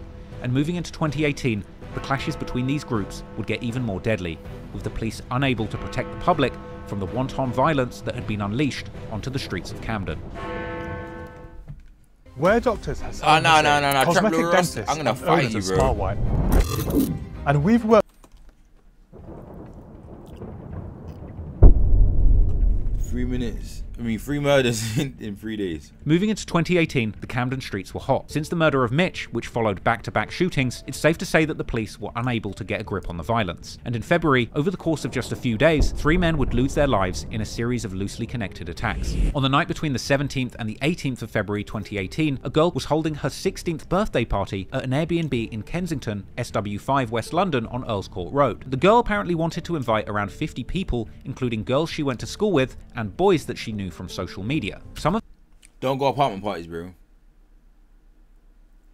Like, if they go wrong, they go wrong. But when you have fun, you have fun. But it's a raffle. It's a raffle. House parties are no-go too, bro. Don't do that. Don't do that, you lot. Chat, I'm telling you, don't go house parties, bro. One, there's never no security. So, like, in a party, more time you can tell who's got a weapon on them. Like, they will know how to pattern the security to even get in. But house parties, everyone's got a weapon. Some of these boys were from a Tottenham-based gang turned drill music collective called OFB, or the original Farm Boys, hailing from the Broadwater farm estate. OFB is famously the rap collective repped by popular drill rappers like Heady One, Abracadabra, and Band OK, real name Kamani Duggan, who is actually the son of Mark Duggan, whose killing by police in 2011 started major riots all over the UK, including Camden, which I mentioned at the start of this story. There were also allegedly boys from a gang called ZT, or Zero Tolerance, which hails from Hackney Fields, Blackstone, and the Moorland estate. You might be familiar with this group due to their inspiration for the Netflix show Top Boy, which takes place in Hackney, and also included a gang by the name of ZT, with the show's writer Ronan Bennett, who lives in Hackney, basing some of the characters and events from the show on real-life situations that happened in the area. Later on, the Old Bailey court were told that the girl throwing the party had been particularly careful not to invite any boys from Camden, because apparently she was aware of the history between the boys from Hackney and the boys from Camden. But despite this, the address of the rented flat that was used for the party circulated online, and eventually Lewis Blackman, aka Dots, or Dotty, from the Peckwater estate would receive details of the event, making plans to gate crash the party with a group of around 10 other people from Camden at about 3 AM. Dotty came to the event armed with a large Rambo knife, and one of his friends had a BB gun. Dotty and his group would reportedly arrive to the event and cause havoc, entering the flat brandishing knives and bats, causing damage to the flat, with some partygoers fleeing over a back wall. One defendant, believed to be the rapper Boogie B from OFB, would claim in court that whilst at the party, Dots had grabbed him, snatched his phone and necklace, with the phone apparently being a joint birthday and... So ain't that snitching as well? Dots had grabbed him, snatched his phone and necklace, with the phone apparently being a joint birthday and Christmas present that his mother was still paying for him, and the chain being a crucifix handed to him by his father on the only occasion they had ever met. After robbing him, Dotty allegedly pinned Boogie against a wall by the scruff of his neck and slashed him in the arm. Boogie would claim that he intended to leave the area before hearing Dotty shout, "Come and get it and I'll shiv you up," prompting him to turn around, with Boogie saying that at this point he lost control. However, the prosecution disputed this story, only accepting that Boogie was stabbed in the arm, but not accepting that he lost control. At this point, Boogie left the flat, and he would claim that he did not discuss the prior events with his friends, and suggesting that he did not ask them to aid him in what he was about to do. But he claims that he heard someone shout, "They went that way," and that at this point, 2 other guests who were standing outside the flat had pulled out knives. Boogie grabbed one, telling the court, "I knew I was going onto Logan Place and that they had weapons and I had nothing to defend myself with at all," adding, "I was angry and I was upset." So wait. If you're talking to the courts, yeah, are you snitching? Because, like, example, if you got roped up into something you have nothing to do with, so say you're walking down the road and there was a shooting 5 roads down, and they arrest you now, and like you fit the description type set, and you're saying like, "I wasn't there," is that snitching? Because some people class that as snitching, even though it's, I wouldn't say that's snitching personally. Like if you say like I have nothing to do with it, I was not there. One, you got no loyalty to these people you don't know. You ain't even seen them. But some people will be like, no, you got to keep your mouth shut. Hell no. Stuff like that's just stupid, bro. You deserve to go to jail because you ain't got a brain. But it was more about getting my things back, especially my chain. My dad gave it to me after I met him for the first time. A resident in a nearby home had heard that one member of the group shouted, "I don't care, let's chase him down." Boogie began to run after Dotty with 19 others following him. 12 of them were armed with knives, one was armed with a stick. Dotty would quickly fall behind his friends, ducking behind a car and jumping out, facing the group of attackers. This moment would actually be captured by a nearby CCTV camera, showing the frightening moment when Dots realised he was far outnumbered. He would then turn off and begin to run after a very short standoff. But unfortunately, in a moment that was caught by yet another CCTV camera, the group would soon catch up to Dotty, with Boogie B delivering the first blow, swinging his knife in an arching motion right into Dotty's back. After this blow, Boogie would stop running, but his friends would continue to chase Dotty. Dotty managed to make it another 20 or so paces before falling to the ground on his front. Boogie moved in and delivered the final wound to Dotty, claiming this is when he recovered his stolen goods. Dotty would end up dying as a result of the 2 wounds to his chest. Reports claim that a friend of Dotty ran back towards him as he lay dying, and he was seen to point the BB gun at Boogie and the other OFB members. Following the attack, the group apparently were calm and carefree, walking back to the party house after the murder in what was described as a celebratory mood, and apparently those members were laughing and joking to themselves, with one teen apparently jumping around and waving his feet. The group apparently returned to the party with a triumphant swagger and were visibly excited. Police would discover Dotty at around 3:20 AM after they were called to Logan Place over reports of a large number of vehicles in the area. Officers gave first aid to Dotty, but he was pronounced dead at the scene. After the murder, Boogie would turn up to North Middlesex Hospital to seek treatment for the stab wound he had previously sustained. So like he went out to cause trouble, and then there were some other gang members there, and then he got killed. Correct or incorrect? As the trial came to an end, Boogie B was sentenced to 20 years for his part in the murder, with 2 of his co-defendants, allegedly from ZT, who also delivered blows, being sentenced to 20 years too, and a 4th, who allegedly was from ZT, who was in the pack of attackers but did not actually stab Dots, was also sentenced to 11 years. A shrine would later be erected on the Peckwater estate in honour of Lewis Blackman, and other OFB members have since shouted out Boogie B a number of times in their songs, including lyrics in Heady One's blockbuster collaboration with Drake, the Only You freestyle, where Heady One raps that he still gets jail calls from Boogie B, and saying how his 20-year sentence had moved him. As you're probably wondering now, what does this unfortunate event have to do with the beef between 51st and 71st? Well, on its own, nothing. However, as we'll discuss next, this night put events in motion that would result in another night of horrific revenge attacks that would leave 2 71st affiliated young men dead. With all this happening, despite the fact that Dotty lost his life at the hands of another crew completely unrelated to this beef. Since he was a prominent member of the gangs affiliated with the 51st postcode estates, Dotty's friends would be left grieving, and his enemies would be celebrating, despite not being involved in the murder. But then, see, that's what's annoying, yeah. Like his friends could feel like, alright, cool, my man died, but he died to a op. But like, you're supposed to type die, because like that's what you men are living for. You men are living to murder and that, yeah. But when you die from someone that's like, you shouldn't really die from, it just don't make no sense to them, like to people. Like example, the King Von and Quandarona beef.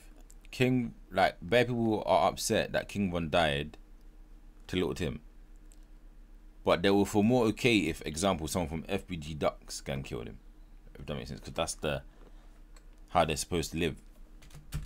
Days later, on February the 20th, 2018, at around 7 PM, a large group of 51st affiliates, including Gambino, Frosty, and Stings, will be seen at a vigil for Dotty on the Peckwater estate.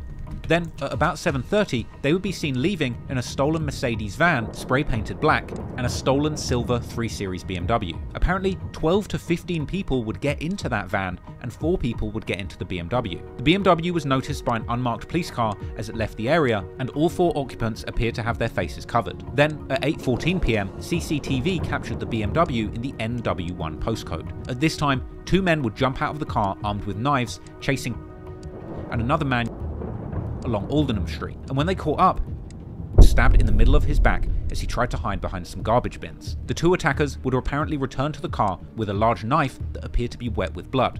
It would require treatment in hospital, but luckily survived the attack. But this gang wasn't done hunting, and soon after, another, more unfortunate attack would occur. 15 minutes later, at around 8:30, CCTV would capture the BMW in the NW5 postcode. The car was following 16-year-old Abdi Karim Hassan, a youth better known on the street as AK, walking on Bartholomew Road. Moments later, he was attacked and stabbed too. He was stabbed in his chest and back, and unfortunately he would die at the scene. While he lay on the ground, the stolen Mercedes van was seen driving past. Now, this murder took place just meters away from the vigil for Dottie, and at this point, one of the attackers was dropped off near his Hackney home. Around 45 minutes later, at 9:15, the Mercedes van was then spotted in the E8 postcode in Hackney. It's believed that these two vehicles drove to Hackney and Tottenham in the hopes that they would find the people or gangs directly responsible for the death of Dottie, as they knew Dottie's killers identified as members from OFB or the original Farm Boys from Tottenham and ZT or Zero Tolerance from Hackney. At one point, a group of 7 men armed with knives and machetes jumped out of the van and ran towards a group of men that they spotted in Pembury Circus. They would catch up to one man in that group, punching and kicking him, but were disturbed, perhaps by a witness, before being able to inflict any more harm and ultimately return to their van. Not satisfied with this non-fatal attack, next, the van filled with gang members would travel back towards the Camden area. The Mercedes van would next be seen in the Belsize Park or Chalk Farm area. Just before 10 PM, that van would then stop on North Road Islington, territory of the 71st affiliated crew NRB or North Road Bandits. 4 masked men would jump out of the Mercedes van and run after 2 young men,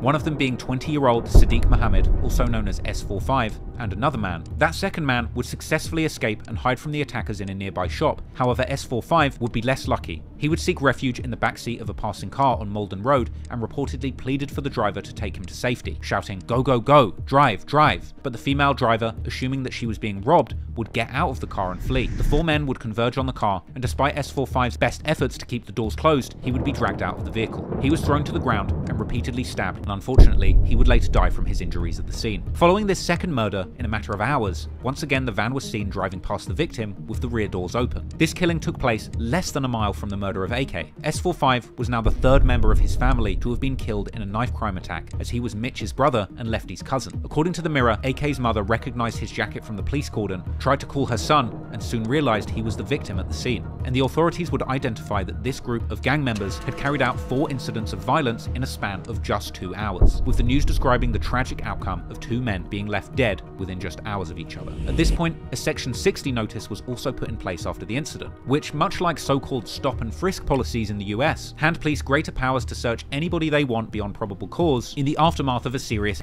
I watched all of them. I watched all of the Traploreross documentaries, but I watched them off camera. But this time, I was like, I'm gonna watch on camera. I reacted to like the O Block and FBG Ducks on that. Incident like this. This evening was described later by the judge as an orgy of street violence, and after all of this played out at around 10:20 PM, that van was driven and parked at the home address of the mother of Ben Drummond, better known as Frosty, from the Peckwater gang. At 7:30 AM the next morning, that van was set alight after 2 men had been seen approaching the vehicles with petrol cans. There was then telephone contact between Frosty and others who were accused of participating, including Stings, with the last of this contact being around 11 PM. Frosty would reportedly also attempt to contact Stings on the morning of the 21st of February, however Frosty would later claim that these calls were related to drug dealing rather than the violent events of the previous evening, and it was later revealed that Stings knew both AK and S45, as he attended his first secondary school William Ellis with AK and his second secondary school Haverstock with S45. After the Camden community had been rocked by this horrific wave of violence, the area was described by the local news as being in a state of shock. Police will be seen combing through multiple crime scenes for evidence following the murders, with a forensic tent and cordon seen near the murder location of AK near Bartholomew Road that night, with officers continuing to investigate into the morning, and cops would shut down the road where S45 lost his life after attempting to seek refuge in a car, and making a public appeal to any motorists who might have been driving here the night before to come forward with any information. Mitch and S45's mother would be interviewed by the BBC following the incident, in an emotional segment grieving the loss of 2 sons in a matter of months, and begging the youth in Camden to put down their knives. Man said 2 sons. Nah, that's sad. 5 months and lost 2 sons.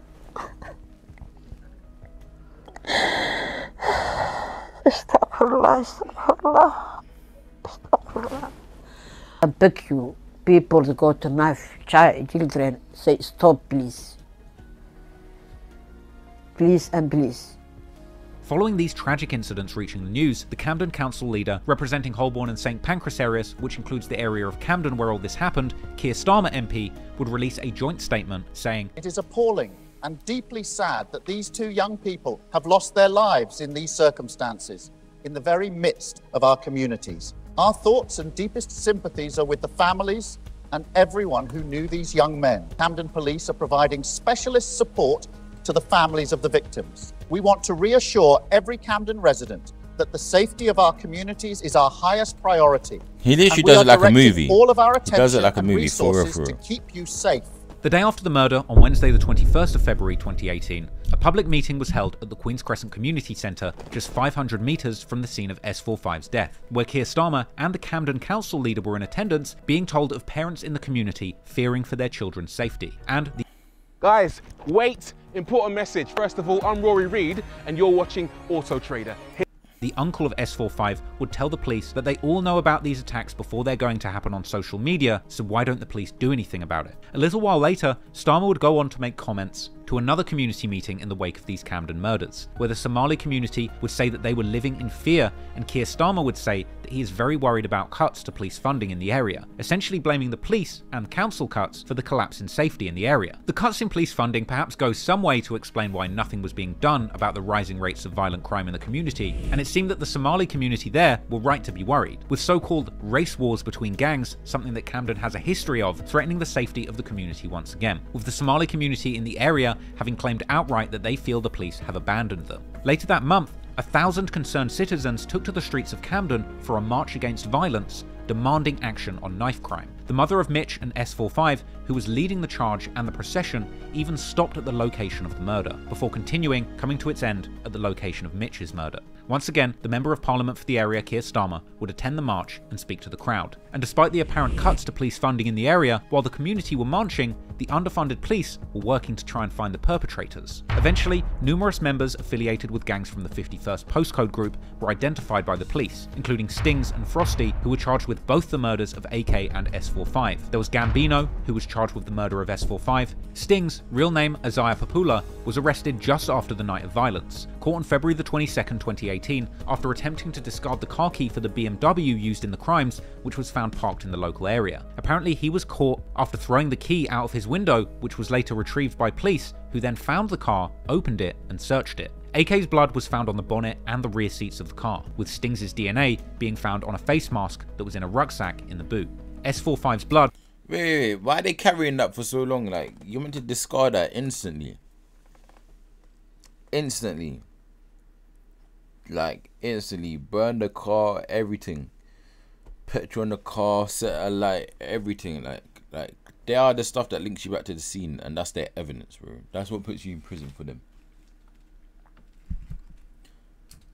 Was also found on one of Stings' trainers, and cell site data from the phone which was found in Stings' possession when he was arrested was moving in such a way which implied that he drove the BMW back to his home address. Stings claimed to have played no part whatsoever in the killing of S45, claiming that he was at the vigil for Dotty until around 8:40 PM when he saw blue lights coming from the scene of AK's murder. However, the police didn't buy this alibi. He was initially charged with 2 counts of murder, grievous bodily harm, and attempted grievous bodily harm on the 25th of February 2018. Stings would first appear in court on the 28th of February 2018, and he would be found guilty of murder, manslaughter, GBH, and violent disorder on May the 29th, 2019, with his murder charge relating to the death of S45, the manslaughter of AK, as well as the GBH, and a general count of violent disorder. On the 9th of July 2019, Stings was sentenced to life in prison with a minimum of 28 years for the murder of S45, and he would also get life with a minimum of 9 years for the manslaughter of AK, along with concurrent terms of 42 months and 3 years for the GBH and violent disorder convictions.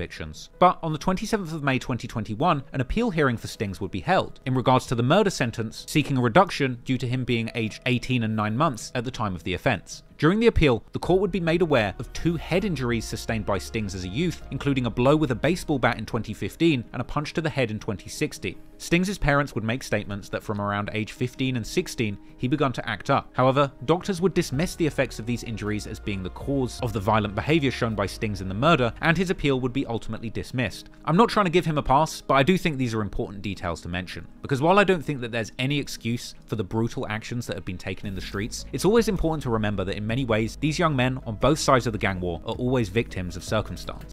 Bro, my mum dropped me on my head when I was first born, I think anyway, yeah. Bro, I ain't going out killing people. Now what the flip? I don't understand the correlation between that, bro. The human body does heal, bro. like, to get that. With young guys being born into difficult environments, placing them in kill or be killed situations, both the killers and the killed ultimately wind up losing their lives, and you have to wonder whether or not these young men would have had a better chance at life had they been placed in a less challenging environment. Of course. But ultimately, we will never know. And there were many more troubled young men that were involved in this savage attack that would go on to lose large chunks of their lives as a consequence. A mobile phone attributed to Frosty, real name Ben Drummond, was also found in the console of that searched BMW. Frosty was charged on the 1st of March 2018 for the murder of AK and S45, as well as grievous bodily harm and a GBH charge. When questioned, Frosty claimed to have been at home with his mother and his brother at the time of the 4 incidents. His mother said she had fallen asleep and could not vouch for his whereabouts after about 8 PM. Frosty being involved is consistent with witness statements that claimed that the group at Peckwater was made up of primarily black individuals with one shorter white member. Cell site data from a phone attributed to Frosty had apparently been in the vicinity of the murder of AK, and WhatsApp messages and calls to 2 girls in the time after the murder, where Frosty said that he needed to leave the country and that he planned to drop something off which he would pick up the next day, wouldn't be easy to explain. After Stings' arrest, Frosty had left London and gone to Bedford, just north of London. Frosty claimed that he was meant to go to Dottie's vigil, but he had... Bro, if I went to anywhere like from God forbid I done anything like that, yeah, you think I'm going to go to these big name places? You see on the map, and you're zooming out like that, and you can see like the areas are named. That means don't go there, bro. You go to like a tent in the middle of the woods, and that's where you just bake off for a couple of years, bro. Had fallen asleep and was asleep when the attacks had happened, but the court didn't buy this, and he was ultimately also jailed for life with a minimum of 23 years served. And while Frosty's plan to flee the UK never materialised, Gambino, real name Godwin Lungi, would successfully flee the country to France, but ultimately he didn't get far enough out of Europe to evade the authorities, and he was ultimately arrested and brought back to the UK. Man said France! France is around the corner! Man said France! France is literally around the corner, bro. Man, they were Jamaica or flipping Kenya or flipping anywhere, Mexico. To face trial. He would deny any involvement, but prosecutors would claim that Gambino could be identified on CCTV by a distinctive white scarf or face covering which placed him at the scene of S45's murder. Gambino would first appear in court on the 4th of March 2019, where he would claim that he felt pressure to go and do something after... What country don't have extradition laws? What country don't have extradition laws? Let me know.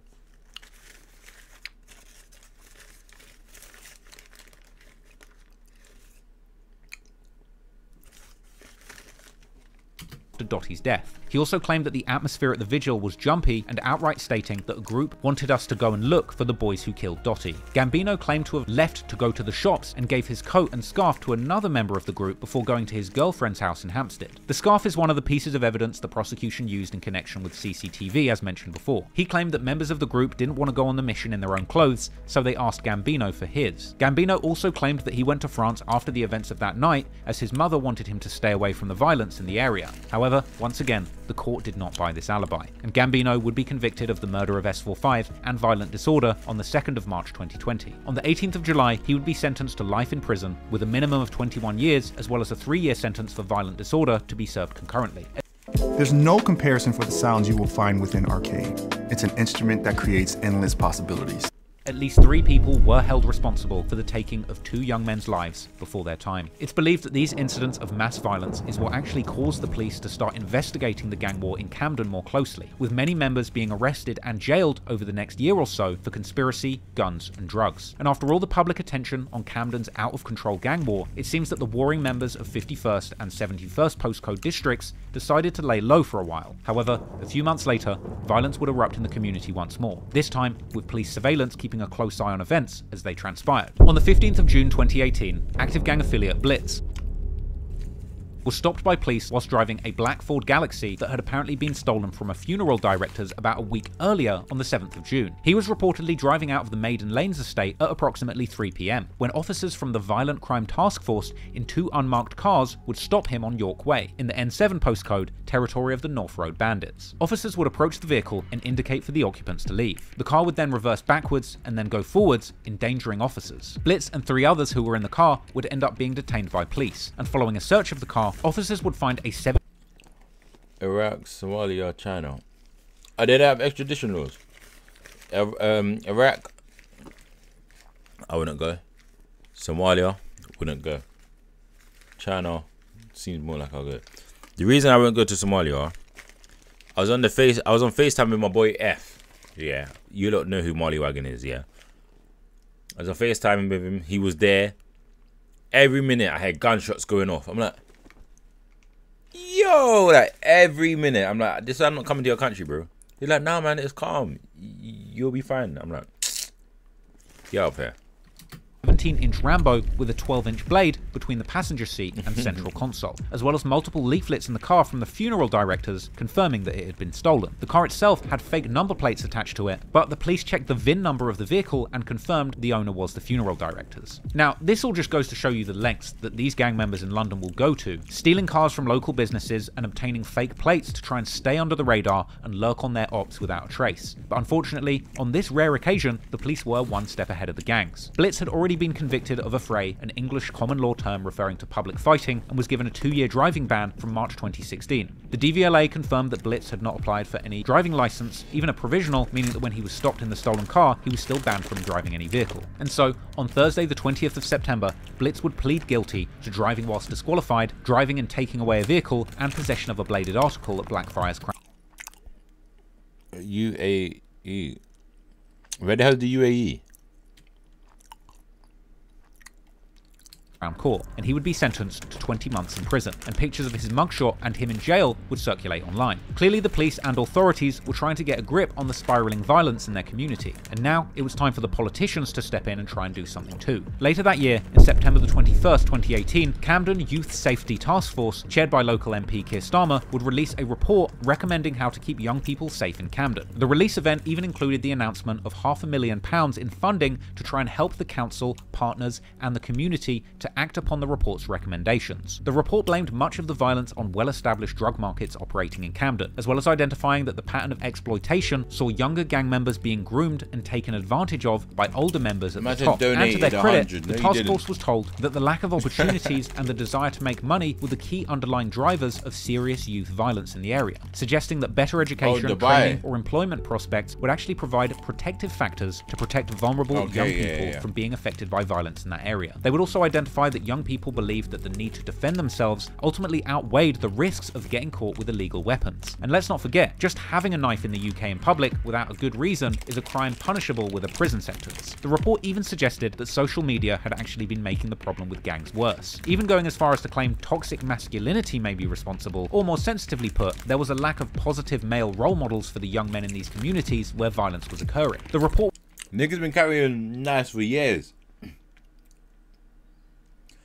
I don't know why the UK make it seem like knives just got into a thing, bro. Bro, Vikings had big ass swords. Henry VIII had a big ass sword. Why can't we? That is our... I don't even know the word for it.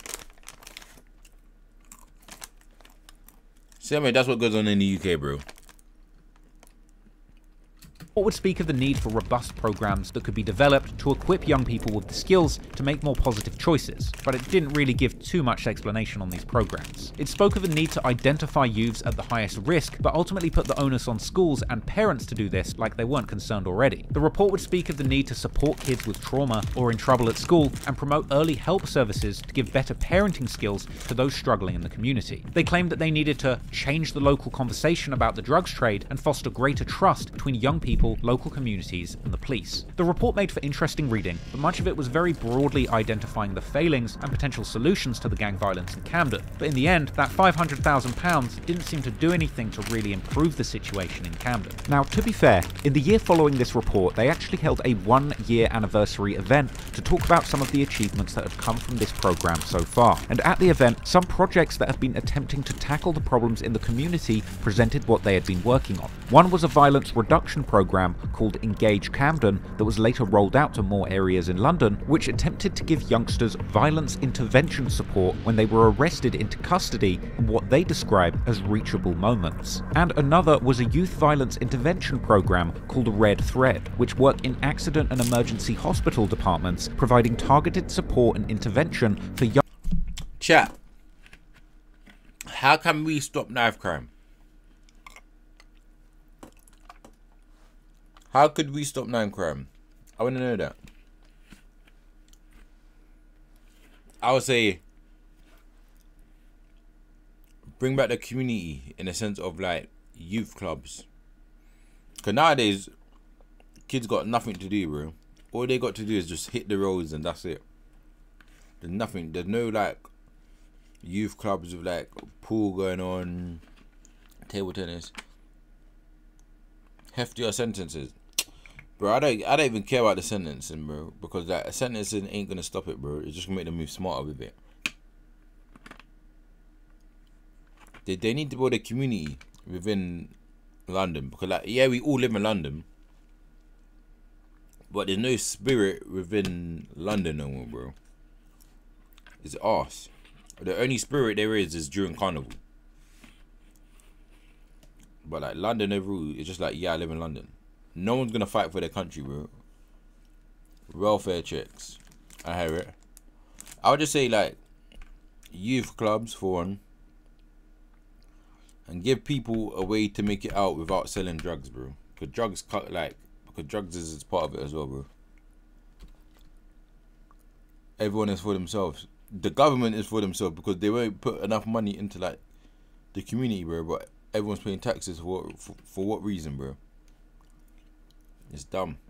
Young people who come into the hospital with the sorts of injuries that a young gang member might suffer. This is a charity actively doing good work to actually try and help the situation. I've donated to them and I actually suggest that you do too if you're interested in these issues. And so, as Keir Starmer stood there at his podium, brandishing his glossy brochure that offered promises on how to fix the problems on Camden's streets, pointing out the problems caused by Camden's lost and neglected youth who fell through the cracks, emerging from the shadows, fresh out of prison, was one of those young men. We need to get more white brothers on the road than the government will actually care. Even the smart kids don't want to go to school though. Yeah, I know. I don't know, man. But like now all of the trappers want to be YouTubers or streamers, etc. Because they see that's the way to make a bag. I feel like they just got to change the whole school academics, like the whole thing. Welcome, Malcolm. Men who had been forgotten by the system, left behind by society, and failed by the state who should have protected him. And that young man was suspect. When he did return to the streets of Camden, he did so with a bitter grudge, grieving the loss of his friends who had lost their lives in back-to-back murders that the city had failed to prevent in 2018, and ultimately ready to unleash pain, death, and destruction on the very... That makes sense. You go away, the city's trying to stop crime, and it don't work, now two of your boys die. I'm not going to keep doing the same thing over and over again, expecting a different result. That means I'm crazy now, bro. So he will have to take matters in his own hands, which he did. Very streets that made him.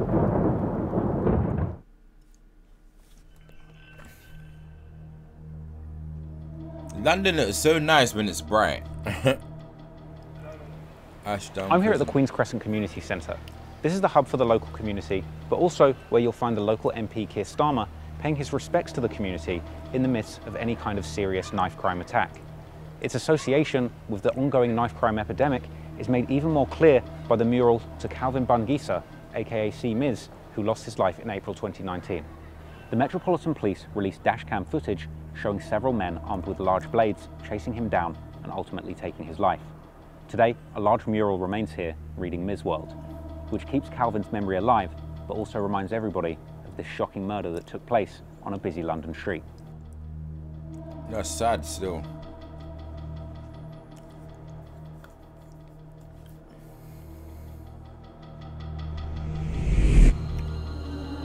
Why did the story get so dark all of a sudden?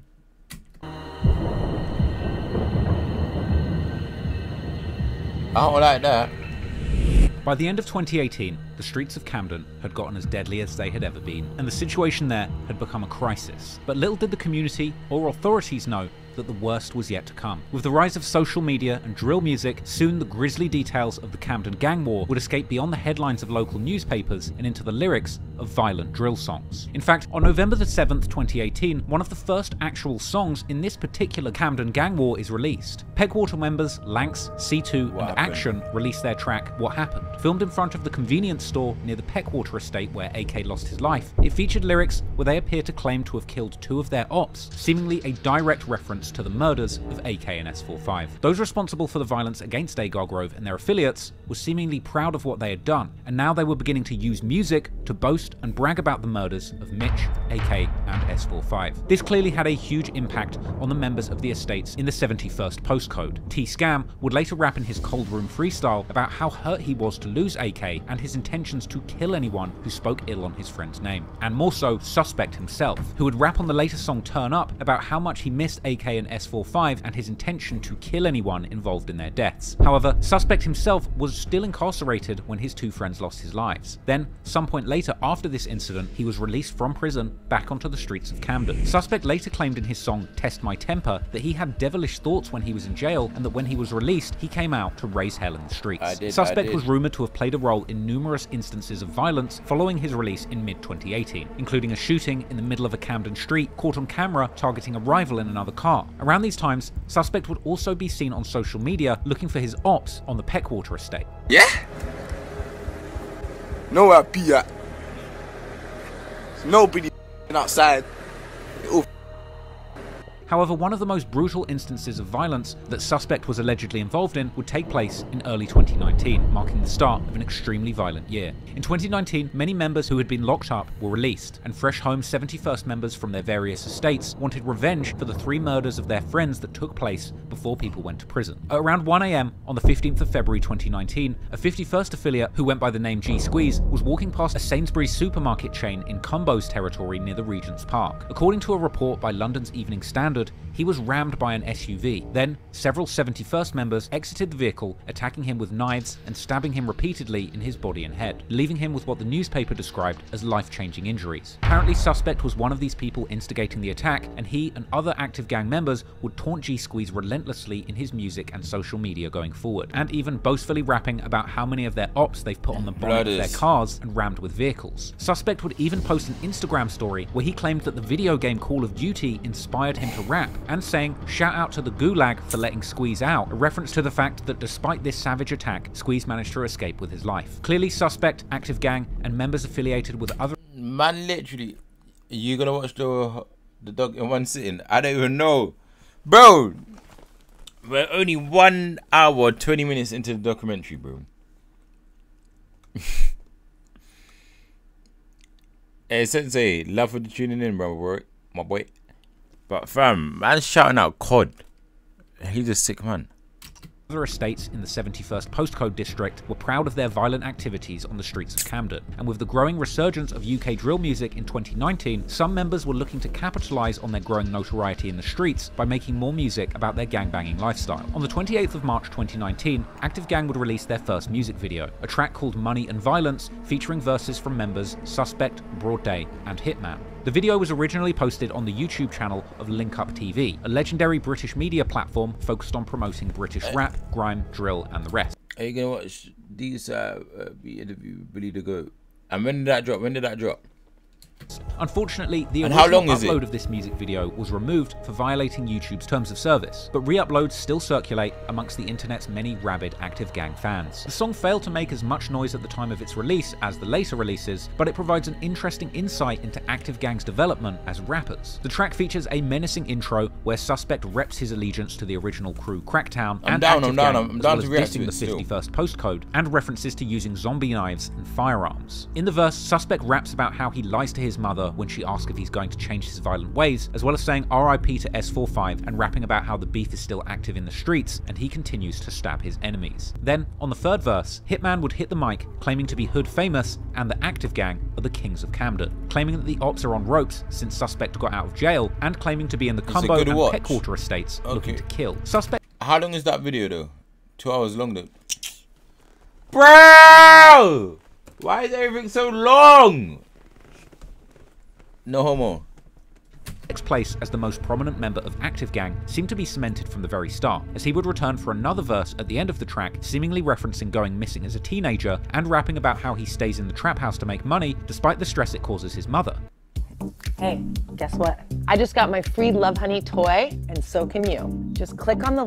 And this was also one of the rare occasions where Suspect himself Bro, my actually appeared in a energy's music dying. video, with fans seemingly amused by the speed at which he ran after his ops in a scene that was literally filmed on the Peckwater estate. Despite showing some promise as rappers, clearly the members of Active Gang were primarily focused on their activities in the streets. As only days after this song released, yet another murder would play out on the streets of Camden, with Active Gang members openly claiming responsibility. C-Miz, real name Calvin Bangisa, was a British Congolese young man whose family came to the UK to escape the civil war in Congo and search for a better life. He grew up in relative poverty in the Denton estate in Kentish Town, a social housing project known for its gang activity. Apparently his family made the best of their circumstances, with his mother working as a dinner lady in a nearby school and C-Miz himself being an enthusiastic football player. Unfortunately, almost a year before C-Miz would end up losing his life, the family was already struck by a tragedy when his father passed away. C-Miz was allegedly an older member of the original Queen's Crescent Gang, or OQC, a set that was apparently beefing with several other gangs around Camden, including gangs that would later unite under the 71st Alliance, and he had allegedly even been in physical altercations with many members of the Alliance in the months leading up to his death. C-Miz was allegedly known by another name in the streets, C-Murder, apparently the result of him allegedly being involved in the killing of a young man named Kwasi Anim Bodu, also known as Lavish. Lavish was stabbed to death in April 2018 by unknown assailants, and the homicide remains unsolved to this day, with witnesses in the case refusing to cooperate and identify those responsible. But despite an alleged reputation as a killer in the streets in an unrelated incident, it was ultimately an altercation with members from Active Gang that would end up taking the life of C-Miz. What exactly happened in the days leading up to his death have been subject to intense debate online, with many rumours being unconfirmed but painting a picture of an ongoing feud that escalated. According to these rumours, C-Miz was regularly dissing dead members from rival gangs on social media such as Mitch and S45, and not long before his death, he even allegedly had attacked Suspect unsuccessfully, ultimately leading to Active Gang to actively hunt him down in the days that followed. On the 1st of April 2019, C-Miz had been hanging out with his cousin. According to that cousin, while they were at a chicken shop that day, C-Miz received a phone call where he got some disturbing news. According to rumours, his friend had called him warning him that members from Agar Grove were outside and looking for him. Then, around 8:30 PM, as C-Miz and his cousin were getting out of a taxi in the Gospel Oak neighbourhood, he would unfortunately be unaware that at that moment he was indeed being followed by members of Active Gang. And upon getting out of the cab, 4 masked men driving behind got out of a dark Volkswagen Bora that had been stolen 4 days before. The 4 masked men began running towards the pair. One of these men was allegedly Suspect, and another was SY, accompanied by other affiliates from Active Gang. According to his cousin, C-Miz saw the men coming and said, "Look, run." Due to the recent incidents in the area, it seems that they both knew what was going on, and they both began running in opposite directions. Unfortunately, C-Miz... Wait, why would they split up?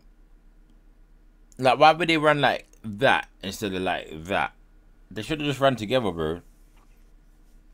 Because at the end of the day, if one of you do get caught, the other can call the ambulance ASAP type setting. If you run this way, you're going to have to come back that way after like they're not chasing you, and then find out where he is and try to locate him.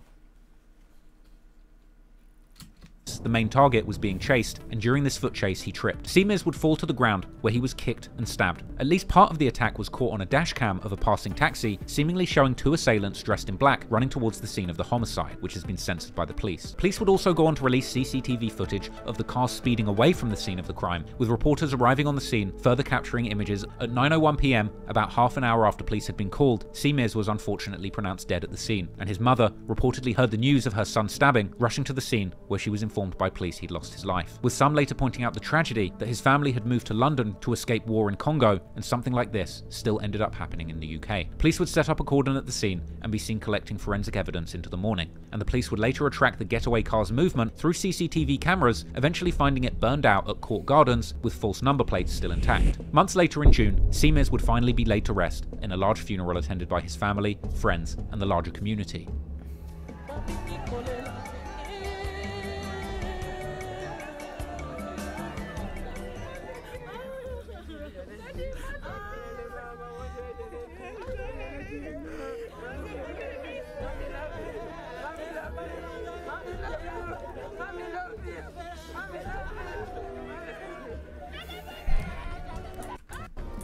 Murals were made in his memory, one around his death. I skipped that because I don't like seeing like all funerals and that, man.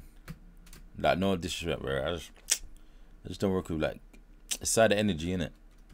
Seen on the Grafton Road Bridge and another at the Queen's Crescent Community R.I.P. Centre. for real. His death clearly touched many in the community. Interestingly, 51st member Gutter would later explain that despite their shared rivalries, many from Peckwater and Cumbo didn't know C-Miz, suggesting that the OQC crew were at war with Active Gang separately to their long-run feud. However, regardless of the specific affiliations on the Agar Grove side, Suspect and the others were seemingly celebrating following the brutal murder of C-Miz, with Active Gang members believed to have been involved in the murder posting victoriously on social media, with Suspect later posting a Snapchat story of someone holding an Active Gang cap in front of one of the murals, combined with laughing emojis. No, And once again, they would later end up dissing C-Miz relentlessly in their music. Suspect would also often refer to C-Miz's Congolese background, rapping how they're not smoking stuff from California, but from Congo, using the common trope in drill music to figuratively smoke one's ops, even referring to C-Miz by his family name, claiming to be smoking Bungisa. In fact, one particularly disrespectful song featuring Too Smokey and Arms would circulate, titled Congo, where Arms rapped that there's smoking Congo and that his friend killed C-Miz. After this brutal slaying, police put into place another Section 60 order giving police greater stop and search powers for the local area. Meanwhile, due to the high number of Somalians in the 71st postcode gangs, rumours circulated in the community that gang members from Queen's Crescent of West African heritage were planning to kill any Somalians that they see as vengeance for the attack on C-Miz, raising once again fears about a race war. Nah, man, that's actually racist, bro. Like that is actually racist. So they're saying any Somali nigga is gonna hold corn. That is racist. That's gotta be racist. Because it's not even saying like anyone that's banging on us can hold it. That's any person that even like is the anything, bro. That's racist. War erupting between gangs of different ethnicity.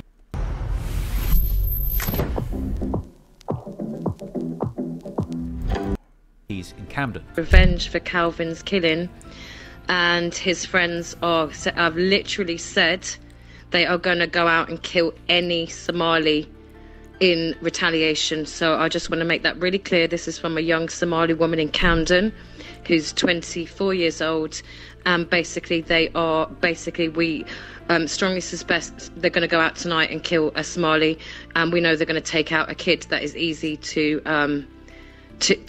basically kill.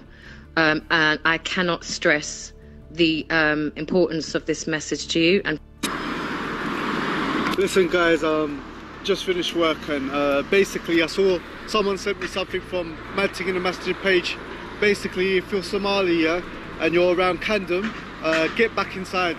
There must have been some beef, and someone called Calvin died, and basically the friends of that person are looking to kill like a Somali person, whether they're a boy or a girl or whatever. There's conversations off. Yeah, someone going out there. Hey chat. If you heard that, what would you do? So say you was like, say you're black, and someone was like, all the black guys, in example Peckham or wherever you're from, stay inside your house because there's a crazy guy out there and he's just gonna kill anyone that's black. Are you listening or are you staying inside? No, I mean, are you not listening or are you staying inside? I'm staying inside, bro. I'm not risking it. I don't want to take fate. Must have quarantine part 2. Must have probably not taking it seriously. Nah, bro, you gotta take some stuff seriously, bro, because that's when you just die out of nowhere. To kill another Somali, yeah? Kill any Somali, not related or unrelated. And I say you're telling him to F off. You're telling him to F off why? Because he's giving you advice. and then if you die now, you're gonna be like, hey, no one told me to stay inside. Like unrelated and so forth.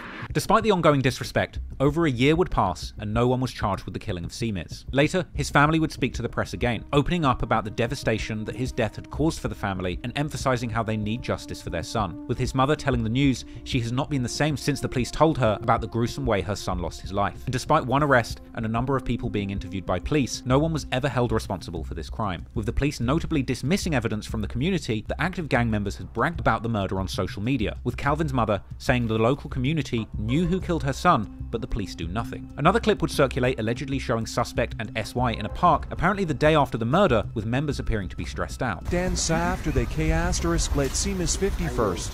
Huh? I'm sorry. It seemed clear at this point that the police were not truly protecting the Camden community. London's Metropolitan Police unfortunately have a poor reputation for racism, with the force being publicly described as rotten and broken. And in the wake of the murder of C. Miz, the highest-ranking police officer in Camden would rub salt in the wounds. On April the 10th, 2019, telling the community that it was their responsibility to solve the crime, not the police, and admonishing the community for not snitching, telling them that the police were frustrated that people in the room likely knew the killers' names but wouldn't tell them, and saying outright that not talking to the police means no justice will be delivered. Rather than maintaining a safe environment, they blamed the very community torn apart by these crimes for their failure to deliver justice, with audience members clapping back and saying that they know these murders are going to take place and demanding that the police intervene, with the detective even clapping back to the audience, blaming them and refusing to accept that the police had failed to pick up on tensions in the area, blaming the community for not coming to them with intelligence before the murders took place. This made it very clear to the Camden community that their safety was their own responsibility, not the police's, with the leader of the community association that held the meeting dismissing the police's victim blaming as nonsense and saying that they knew what was happening, with the police complaining about how miserable they are when they get phone calls telling them that the people they're monitoring in the community they're supposed to police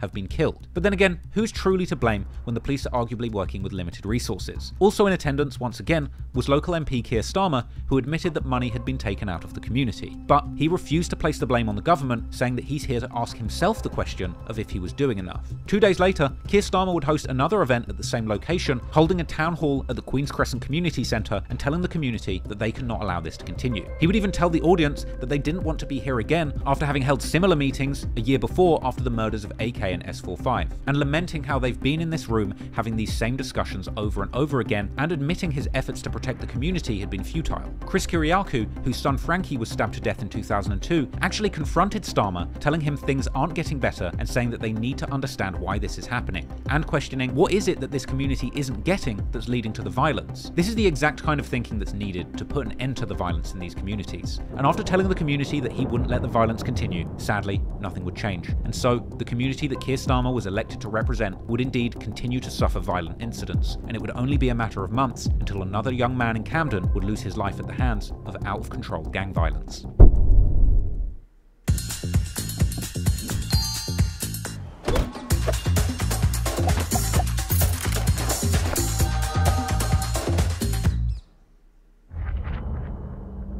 This game, you're not ready for it.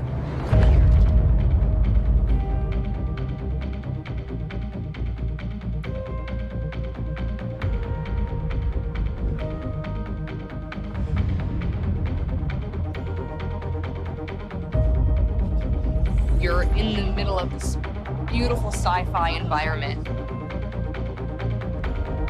and you're seeing intrigue, the espionage, the alliances form, the power that shifts around, and it's amazing to watch.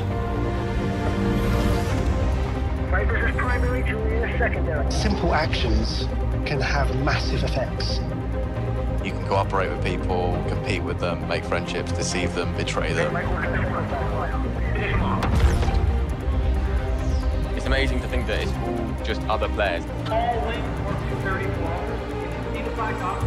More players start coming. It just starts this complete cascade of actions, and you don't know what's going to happen. Here it comes. It is a free-for-all. We'll get locked up and shot instantly. People start dying left, right, and centre. It's just something that you can't get anywhere else. It's just the rush like no other.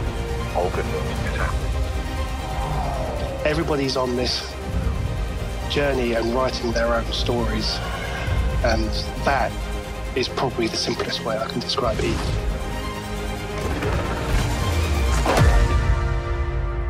Things continue to change and evolve. It's awesome. I love it. Part of Eve.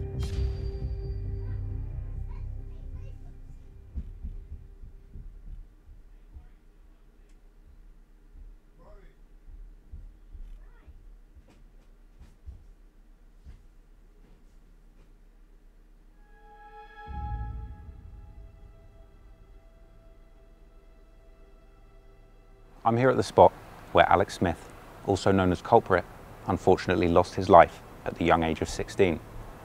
In reports following the murder, it was claimed that he had frantically banged on his neighbours' doors looking for help, but unfortunately, nobody opened up. But then again, when you consider just how brutal the attack on him was, who could blame them for wanting to stay safe behind a locked door? This mural here stands today as a reminder, not just of the life of Alex, but also of the brutal war that played out on these streets. Pete. He's here to ask himself the question of if he was doing enough. 2 days later, Keir Starmer would host another event at the same location, holding a town hall at the Queen's Crescent Community Centre and telling the community that they cannot allow this to continue. He would even tell the audience that they didn't want to be here again after having held similar meetings a year before after the murders of AK and S45, and lamenting how they've been in this room having these same discussions over and over again, and admitting his efforts to protect the community had been futile. Chris Kyriakou, whose son Frankie was stabbed to death in 2002, actually confronted Starmer, telling him things aren't getting better and saying that they need to understand why this is happening, and questioning what is it that this community isn't getting that's leading to the violence. This is the exact kind of thinking that's needed to put an end to the violence in these communities. And after telling the community that he wouldn't let the violence continue, sadly, nothing would change. And so, the community that Keir Starmer was elected to represent would indeed continue to suffer violent incidents, and it would only be a matter of months until another young man in Camden would lose his life at the hands of out-of-control gang violence.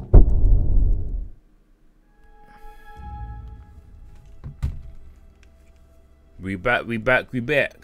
Murder. I'm here at the spot where Alex Smith, also known as Culprit, unfortunately lost his life at the young age of 16. In reports following the murder, it was claimed that he had frantically banged on his neighbours' doors looking for help, but unfortunately, nobody opened up. But then again, when you consider just how brutal the attack on him was, who could blame them for wanting to stay safe behind a locked door? This mural here stands Who today as a dropped reminder, music? not just of the life of Alex, but also of the brutal war that played out on these streets.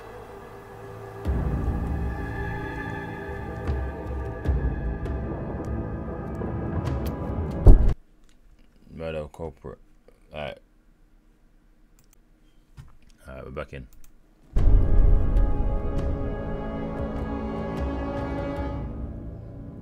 Following the murder of C. Miz in Queen's Crescent, the Camden community was outraged. The local politicians had promised not to let more violence play out in the community, but sadly, these were just empty promises. And the following month, we would see retaliations between the two warring groups of gangs from the 51st and 71st postcodes. On the night of the 19th of May 2019, police were called to a hospital in North London after a teenager had arrived there with numerous stab wounds, his condition soon after turning critical. This teenager would turn out to be the active gang member AR, or Armed Response, real name Arif Bayomi. After AR's condition got better, he was reportedly interviewed by the police, but refused to give a witness statement about what had happened. However, he did open up about the attack likely resulting from him being a member of the Agar Grove gang, an admission of association that he would probably learn to regret later on. Despite the lack of cooperation by AR, the police would eventually do their jobs and find out the events that had taken place. According to court documents, that night, two members of the Combo gang, part of 51st, were driving in a stolen Audi looking for their ops. Eventually, they would spot members of the active gang who were riding in another vehicle, with a vicious attack being launched on the occupants of that car. This left AR with several serious stab wounds to his chest and abdomen, which landed him in the hospital for several weeks. The crime was gang related, and the attack on a prominent member of active gang would later make its way into drill music, with Chinks from the 51st affiliated crew one side later rapping in numerous songs about the incident, mocking AR for coming so close to death. On the song Usual Culprits, he raps that his ops can no longer drive with their windows down since Armed Response got stabbed. And on the song Secret's Not Safe, that's why the song was called that. Okay, I didn't know that. I actually didn't know that. He raps that Armed Response got splashed because he was lacking. Besides the events of that day eventually becoming notorious to drill music fans, soon the authorities would also catch up to this ongoing street activity. The police would later locate the Audi, finding two sets of fingerprints belonging to Combo affiliates RH and RO. However, neither would seemingly be charged with the attack at the time, with the police seemingly not having enough evidence to connect them to the crime. However, unfortunately, street justice would soon play out, and in an effort to exact revenge on those who they believed were responsible for the near-fatal attack on a prominent active gang member, yet another young man connected to Camden's warring gangs would lose his life on those very streets. The next victim would be a teenager named Alex Smith, better known by his peers on the street as Culprit. 16-year-old Culprit was seemingly affiliated with the 51st Estate Combo, and he could be seen on his social media posts hanging out in the block with other members.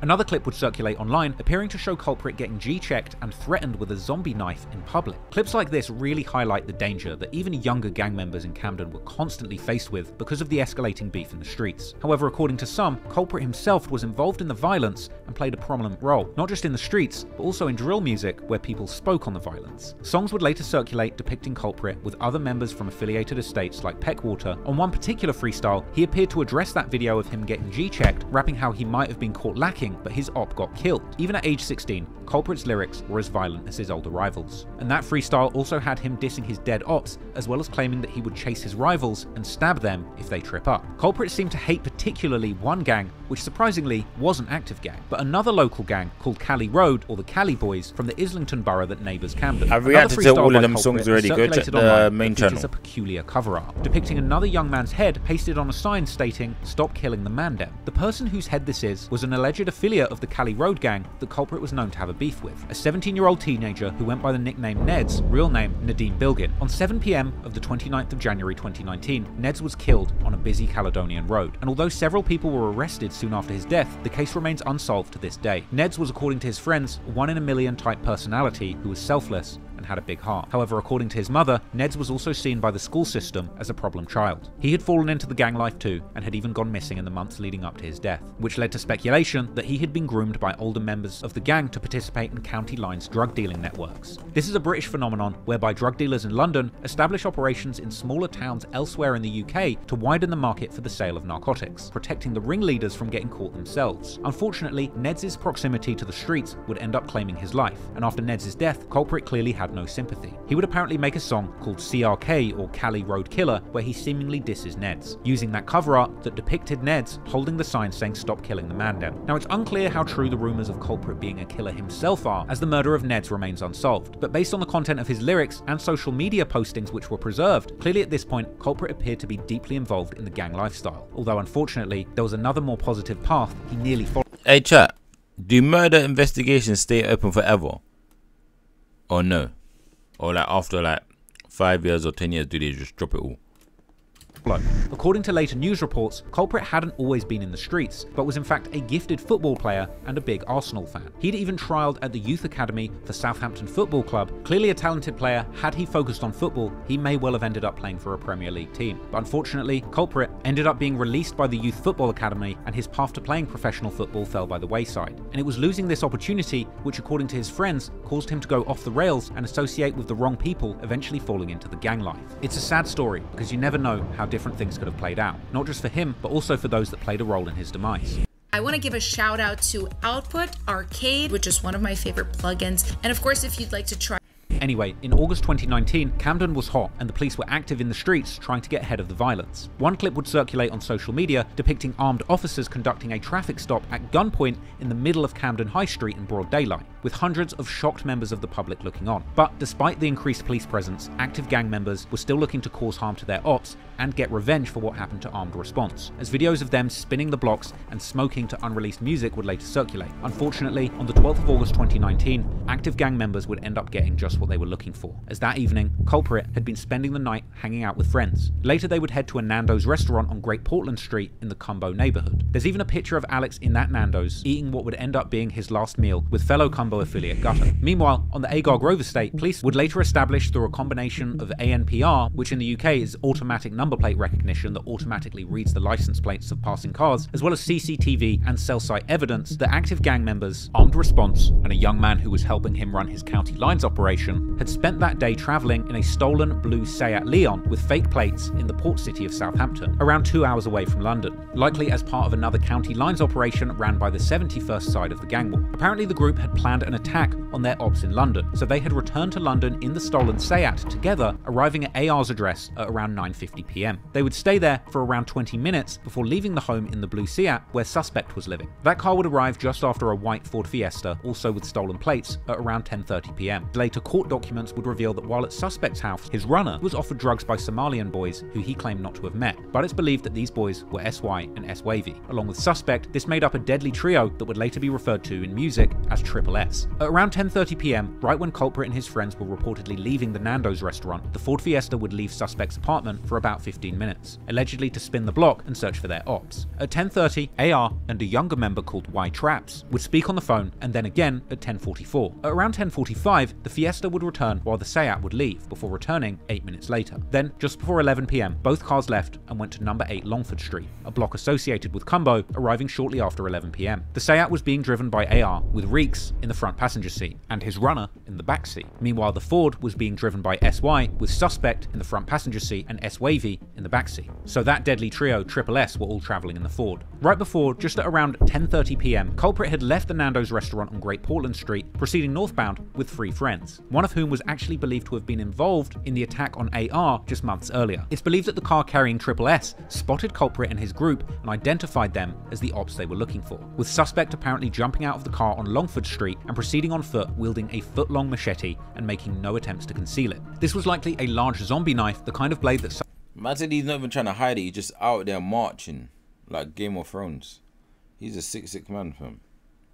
Suspect would rap fondly about throughout his career as a drill rapper. Him and S-Wavy ran into the entrance of the block looking for their ops, with Reeks following shortly behind. Reeks would leave the building and return to the car, opening the door, but he wouldn't get back in, returning to the building. Whilst the 3 of them were in the building, the others in the car would see Culprit and his friends. Culprit would seemingly notice them, taking off running to an estate on the north side of Euston Road, where they were likely trying to hide from Suspect's crew. Suspect, S-Wavy and Reeks would then leave the building on Longford Street, but instead of getting back into the cars, they would remain on foot, taking chase while the drivers of the car attempted to keep eyes on the victims and cut off their escape. During this foot chase, Suspect was seen by members of the public brandishing that foot-long machete openly. Whilst desperately trying to escape his attackers, Culprit would frantically knock on the doors of nearby houses, begging people for help, but no one would answer him. The court would later hear that it was believed that the attackers mistakenly believed that they were chasing one of the people involved in the stabbing of AR. However, once they caught up, it simply didn't matter who it was, they would be exacting street revenge. Culprit would ultimately be outrun by his attackers in months the square. They would be exacting street revenge. Culprit would ultimately be out.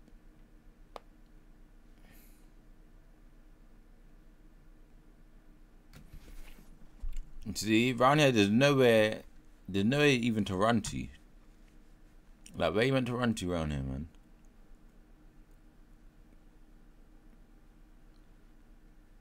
I don't know, man.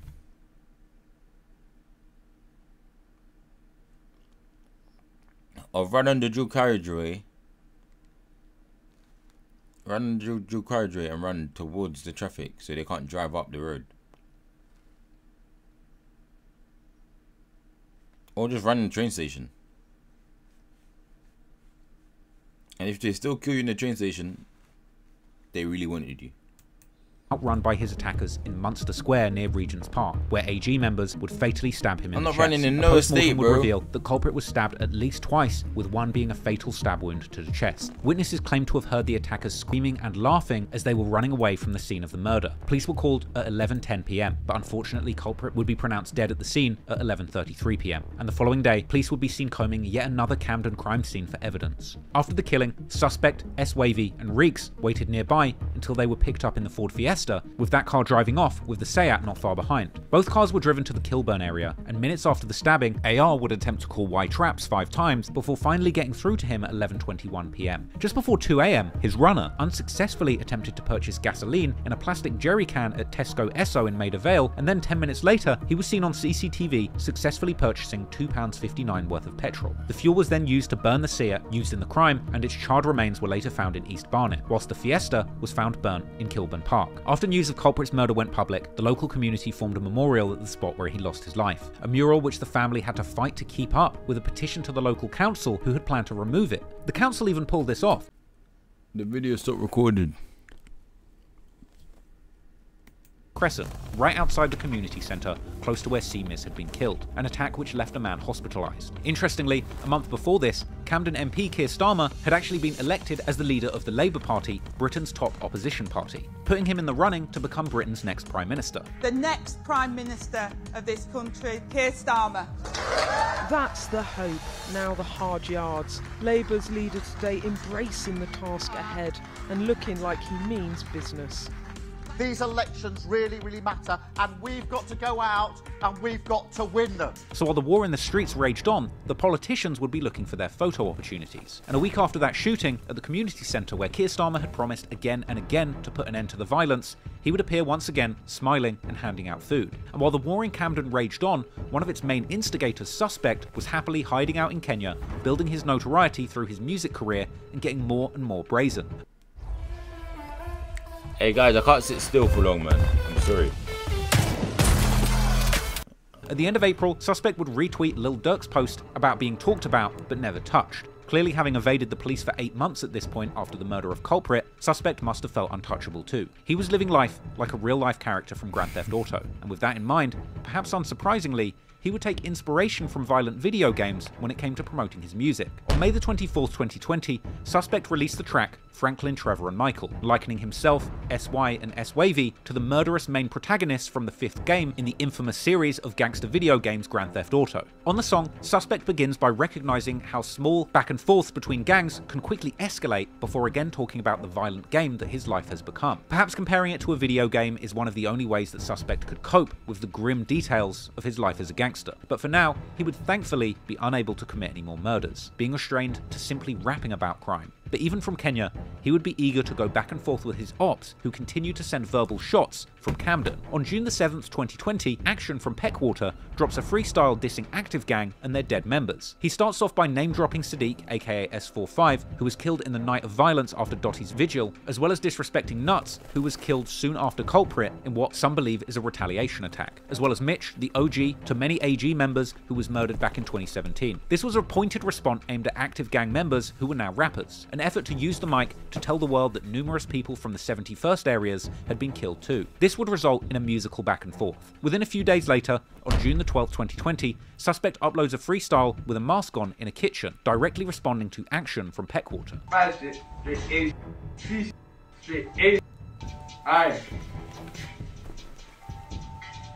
About Suspect speed up, where was we can squeeze up, hit my step can beat his beater. Whack from throwing them peas up, Miss got packed from throwing them fives up, Cop got packed from throwing them C's up. What a mess, call a cleaner, AG step will up block creeper. What a mess, what a mess.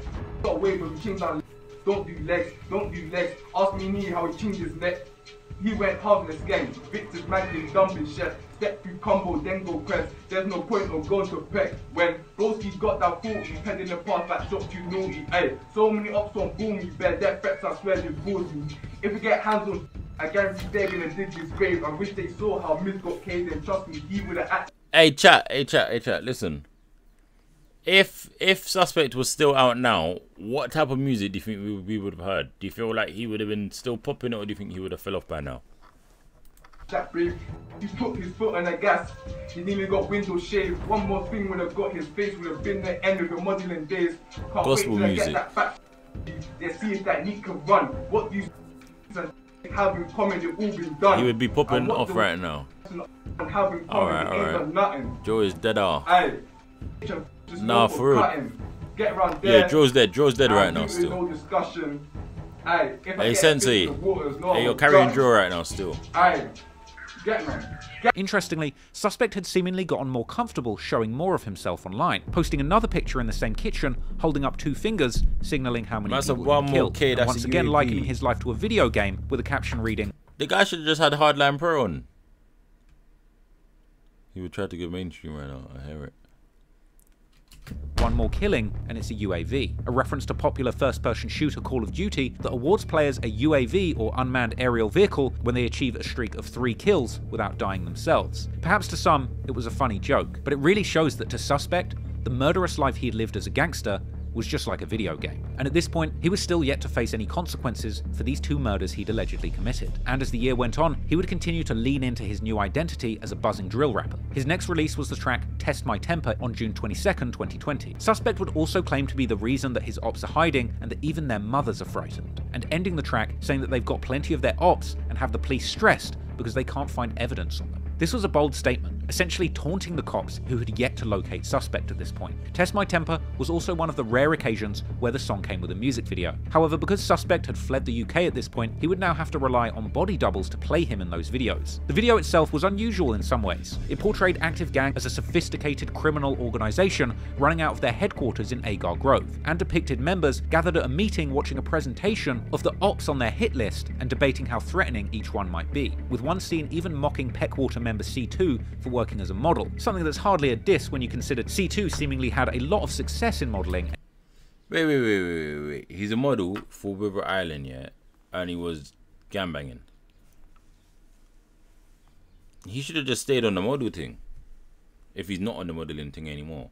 And even once got a shout out from Kanye West on Twitter. But anyway, the music video depicted Active Gang as a well-organised and large gang with a lot of members moving militant. And Suspect was by no means the only one trying to get his music career off the ground. The following month, on July 2020, Active Gang members released the song Straight Facts, which featured Broad Day, Too Smoky, Yevs, and ML. In the second and third verse, Yevs and Too Smoky appear to refer to C-Miz by his nickname, C-Murder, saying that they put red rum in a box, i.e. they killed him, and rapping that now he's dead, they're smoking murder and putting him in the air. Despite the ruthless lyrics, it was clear Active Gang members, beyond Suspect, were beginning to develop as rappers and make a name for themselves in drill music. However, as is often the case, unfortunately a lot of these guys are so deep in the streets, even when it becomes clear that they have a talent for music, it can be hard to leave dangerous habits in the past. And once it was a full year on from the murder of Culprit, the streets of Camden would become extremely deadly, and drill music would provide the soundtrack for yet another violent summer. Join large-scale battles with military vehicles. The online action game War Thunder has received a major update, Direct Hit. Joining the battle are machines like the Bro, we're halfway through it. By the summer of 2020, the many gang conflicts that had plagued the streets of Camden and beyond were as heated as ever, and over time, new alliances were being forged in the streets and in music. This would soon see the violence broadening beyond Camden's borders, with new gangs and sets being brought into the conflict. Two warring gangs that had a historical hatred for each other are SSK, based in the South Kilburn estate in Brent, northwest London, a borough bordering Camden, and HRB, or the Harrow Road Boys, named after Harrow Road, a long stretch of road based in the historic city of Westminster that borders both Camden and Brent. But the gang itself is primarily based around the Mozart estate, which sits in the W9 postcode. This is the estate famously repped by one of the biggest rappers coming out of West London, Fredo. HRB and SSK have historically maintained beef with each other over the span of 3 decades. There's enough history between these two crews to make an entire video, and maybe one day I will. But for now, all you need to know is that these are yet 2 more London neighbourhoods in a perpetual war. And in the summer of 2020, that war would be driven into overdrive when a HRB affiliate by the name of Billy the Kid was shot in the back twice on July the 16th, 2020, losing his life allegedly as a result of a shootout initiated by his own side. And in a heartbreaking turn of events, his own friends would end up being found culpable for his death due to the police presenting evidence that they were the ones who started shooting. This is a sad situation, and yet another example of the many tragic and unintended consequences that can result from living the gang lifestyle. Following this incident, the tension between these two warring gangs went to another level, and behind the scenes, it was rumoured that members of HRB had become friendly with members of Active Gang, with it being suggested that Active Gang may have even had close friendships with Billy, the HRB member who lost his life in that shootout. With that in mind, on the 1-year anniversary of the murder of Culprit, yet another brutal slaying would occur on the streets of London, this time concerning an affiliate of South Kilburn. According to reports, on August the 12th at 12:20 AM, a silver Jaguar XF estate circled the block at Hansel Road, eventually spotting SSK affiliate Gucci, real name Jeffrey Wegby, outside of his house. 2 gunmen jumped out of the vehicle and fired 10 shots. He managed to make it inside, but he'd been shot 4 times in the chest with... I'm not gonna lie, gang members are dumb, bro. Gang members are dumb. Reason being, yeah, if you got bare guns in the car, why are you driving crazy for the police to pull you over? Drive like a civilian at all times. Unless you're chasing something down, then drive fast. But drive like a civilian, blend in as much as you can, bro. You're already fighting the odds of 1, you're a gang member, 2, you got flipping guns in the whip, and 3, you put it in a dinger. 2 different guns. Eyewitnesses that were at the scene reported that the shooters didn't seem in a hurry as they leisurely re-entered the Jaguar and left the scene in what seemed like a professional hit job. After this went down, police responded to reports of a shooting at Hansel Road, and when they arrived, they found Gucci in his home with gunshot wounds to the chest and he was pronounced dead at the scene. Following the discovery of the body, a forensic team was seen collecting evidence throughout the day, and initially there were no leads, and later the police would appeal for more information on the murder, ultimately releasing CCTV footage of the Jaguar and even offering a £20,000 reward for information. Once news broke of this early morning assassination, the papers would then begin reporting on the backstory of the man who lost his life. Gucci had apparently picked up that name due to it being his favourite brand of clothing. He was apparently a churchgoer, with his family being religious and his brother being a schoolteacher. Gucci was apparently a respected member of his community, and his slaying had surprised many of those who were unaware of his apparent ties to the streets in South Kilburn. However, when he was young, he had reportedly sold his passport for extra cash, and according to the news, his family knew that he was into some dodgy stuff, but never pressed him on it. Alleged affiliates of the South Kilburn street gang would be seen posting next to his grave after the funeral. Gucci was mourned by his community and friends, who posted it to social media following the shooting. There also appeared to be a connection between Gucci and another famous drill rapper, Digger D, who also has a bitter grudge against Fredo from HRB, with Digger posting Gucci rapping up on his Snap story and later even shouting him out in the ruthless HRB diss track Blue Woo 2, which also included numerous lines going at Active Gang and Broad Day Assassin specifically. A prominent member of HRB by the name of Lil Dots would release a collaboration track with Broad Day from Active Gang just a month after the murder, a disrespectful diss song called Roll Up. Roll Up had a bold chorus where Dots rapped that they put people on the news, rapping that Harrow Road and Active... Hey, what was that song? Yeah, what was that song with Little Dots and Broad Day? Not Roll Up, the other one. I felt like that song was hard. Gang kill and stab their ops together, and that they ride with 2 guns, shoot, and drive back to the Mozart estate to smoke Gooch, with the line about rolling with 2 guns being particularly brazen, considering the fact that the forensics in the Gucci murder proved that 2 different guns were used to kill him. The following month, on November the 1st, 2020, he drops the song No Hook, not to be confused with the Active Gang track No Hook from March 2020. This new song was a collaboration between Broad Day and Suspect, along with Absav, Workrate, and 60, members from another collective known as 156. Later in the song, Suspect would grab the mic and rap a disturbing verse, saying that he can't ask Culprit how the chest shot that he gave him feels. No, you're violating now. Hey, Traploreross, now you're doing too much. I watched like 10 ads for you, 30 ads for you. The Mad About Bars was cold. Who's Mad About Bars? Oh, 156 are beefing now, like in-house. And reminiscing on the murder he committed, rapping that he remembers that day and it gives him chills and makes him laugh when he smokes and thinks about it. Even going on to say that he would do it all again because he loves that feeling. Talking about the dirt you did to your ops is one thing, but the way that Suspect elaborates on the pleasure that murder gives him is truly twisted. And Suspect would also reference his Islamic faith in the verse, rapping that fellow AG member SY is a savage, and despite not being a member of the Islamic militant organization Al-Shabaab, he's still trying to kill kuffars or non-believers. And saying that he hasn't been doing his 5 daily prayers of Salah because he's been in a car with a gun on his lap. Suspect goes on to drop a highly incriminating lyric, rapping that it was at night when Culprit got killed and that the cops still want the suspect for that, essentially taunting the Camden police, who at this point, over a year after the murder, had still been unable to capture him. Suspect goes on to reference the other murder he claims responsibility for, insulting his ops and saying that they can't get C Miz or C Murder back and that he's smoking on him. And Suspect would even end his verse referencing the most recent murder of Gucci, rapping that Gucci's gang only know how to show off, but since he got killed,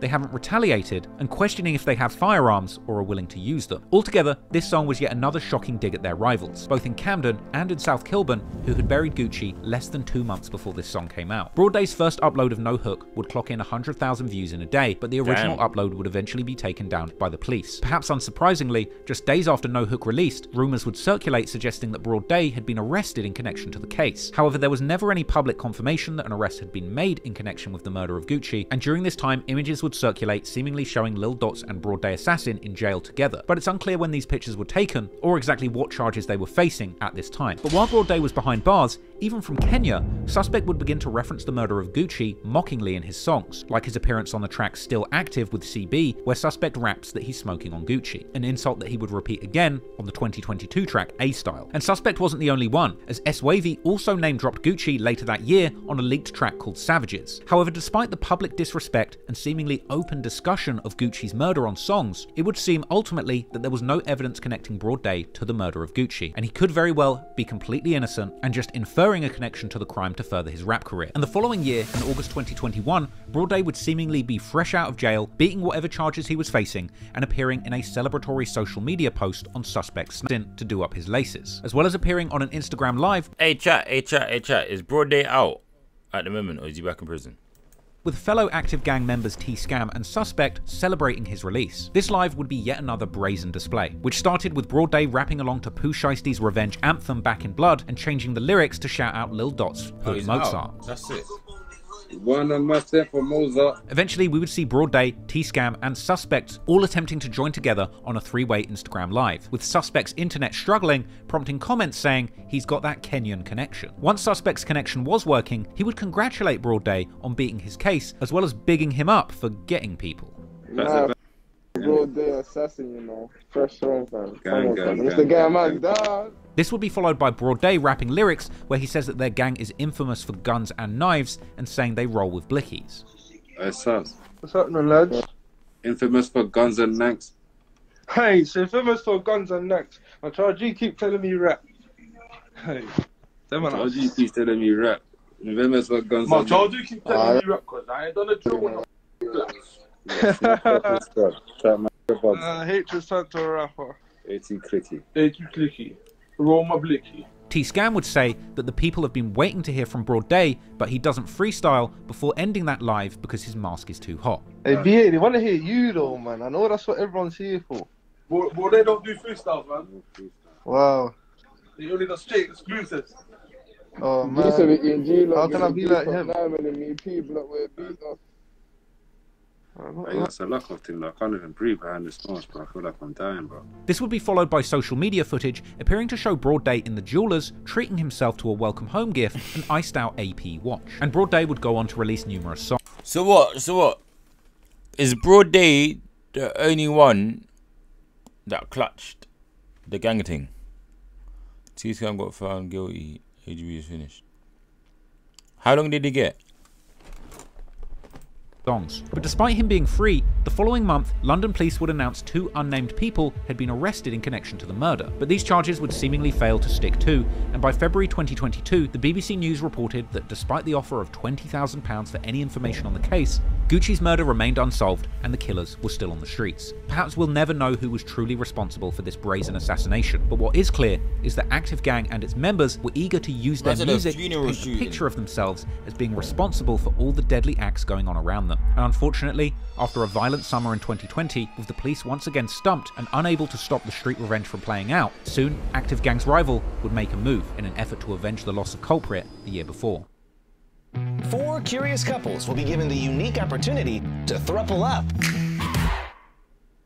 I've been doing some digging.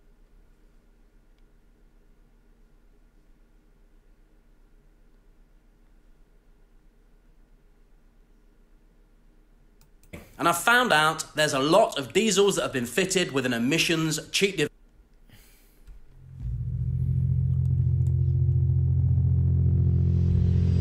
As is often the case with these years-long gang conflicts, certain dates become associated with important events and individuals in the gang. And this means that these dates, and the dates surrounding them, can often see repeats of violence. On the 1-year anniversary of culprit's death, the murder of Gucci had taken place, with lyrics and rumours suggesting that Active Gang members may have played a role in, or at the very least, celebrated the killing. However, just a month later, it would be culprit's birthday. On September the 14th, just one day before culprit's birthday, a young man known as Dirts, real name Kamal Noor, had been walking down a North London street, where he was approached by 2 men who rode up on a bicycle. A confrontation took place, and Dirts was chased, with a witness describing a fight lasting less than a minute, which ended with Dirts being stabbed around 8 PM on Goodinge Close, just off North Road in Archway. Civilians that described the incident to the police would attempt to save him as he lay on the floor yelling for help, but when paramedics arrived, Dirts was pronounced dead at the scene, and once again, another forensic tent was put up in a North London street. Dirts himself was allegedly affiliated with a street crew based around the nearby Miranda estate in Archway where this murder happened, known as the A-Team,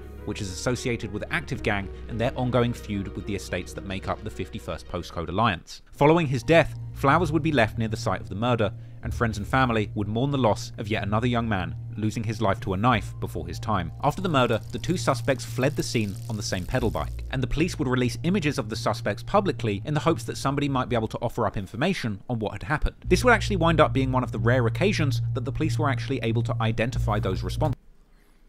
pedal bikes are the best thing to use, yeah, because like it's easy to get rid of and they're so hard to find. A car is big, body, and they got number plates. Same with bikes. Oh damn! It got announced today. So how long did he get?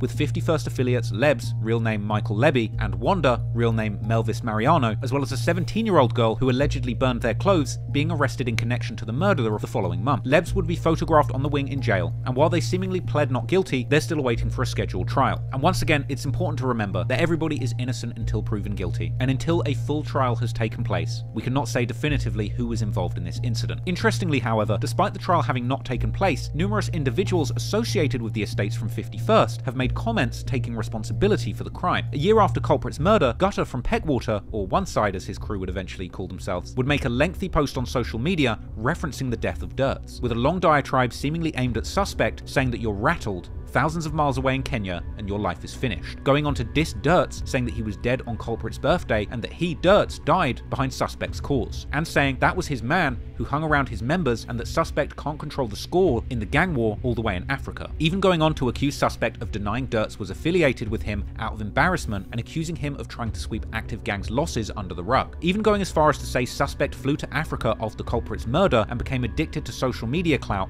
calling him Vlad TV, even ending by saying that he reps a block that he wasn't even ever from. Prominent 51st or One Side member Chinks would also echo these sentiments in a tribute song to Culprit titled Usual Culprits, where he rapped that somebody got murdered and it could have been W or L in reference to Ones or Lebs, going on to say, we got that W, they suffered a L, they lie and cover it well. Another reference to suspect supposedly denying association with Dirts after the murder. Clearly the killing of Dirts on culprit's birthday was an emotional topic for both sides. A couple of years after the murder, on March the 20th, 2022, Gutter from Peckwater drops the song Straight Facts, with lyrics that said outright that they felt Dirts' murder was direct revenge for culprits. He would rap that his ops talk about culprit and that he can talk about getbacks that were sent by One Side, as well as claiming that they got revenge and killed an op at the same location where active gang members filmed their music video for an earlier song with the same title, Straight Facts, with the location Dirts was killed being good inch close, only 2 minutes walk from Corporation Street, with the sign visibly being seen in the background of the original version of Straight Facts. As far as the estates from 51st saw it, they had got back for culprit and avenged their friend who had been so brutally killed by suspect and his active gang conspirators. However, as far as the fans were concerned, suspect's star as a rapper was still rising. Word was only just beginning to spread about the violent acts that he had carried out on the streets, and his ability to evade the authorities in an international game of cat and mouse had been going on for a year at this point. So regardless of these supposed get back, from here, suspect would continue to work on his music and commentate on the gang war from a distance. And through to the end of 2020 and into 2021, he would go on an untouchable run as a rapper, rapidly building a fan base as the mystique around this on-the-run, double-murdering rapper who cannot be caught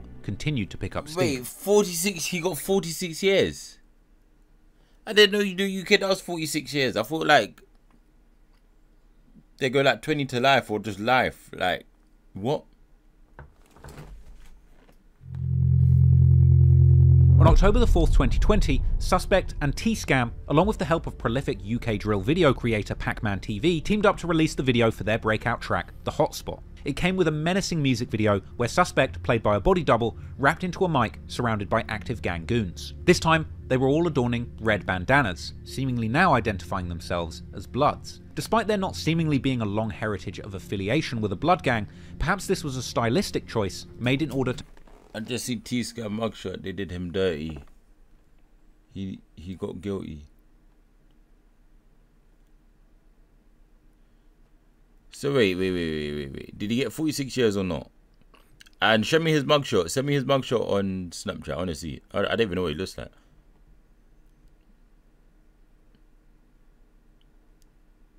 Hey, listen, you lot. We've been streaming for 3 hours. So if you haven't, drop a sub. Like, and subscribe to the Twitch channel if you can, in it, man. I highly appreciate it.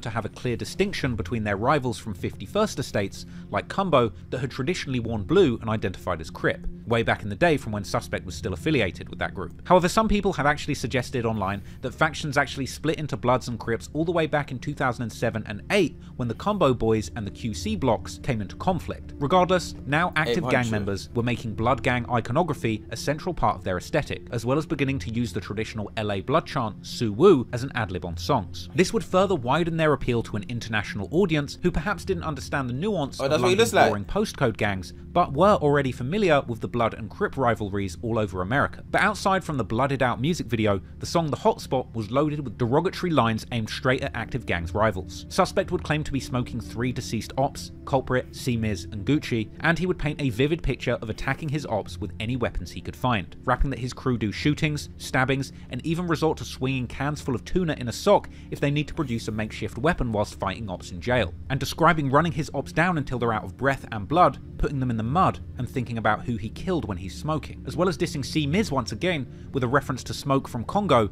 and saying don't ask him who else got killed, a reference to Culprit. Suspect would even compare shooting ops in the streets to shooting them in video games, saying killing his ops is as simple as pressing L2 R2 on a PlayStation controller, and that he turns his ops block into Warzone like the multiplayer game. Suspect also goes on to use a pun on the name of the rapper Tupac Shakur, saying that he's got 2 packs, or that he killed 2 people, and now all eyes are on him as he evades justice abroad. The Hotspot was yet another brutal and offensive diss track, but once again, Suspect and T-Scam proved that they were able to bring this shocking and violent content to life in an original way that captivated UK drill fans. And as a result, the track passed 1 million views in less than 2 months, marking the first time rappers from Active Gang had hit such a substantial milestone. Active Gang members even received— They got 80 years combined in jail.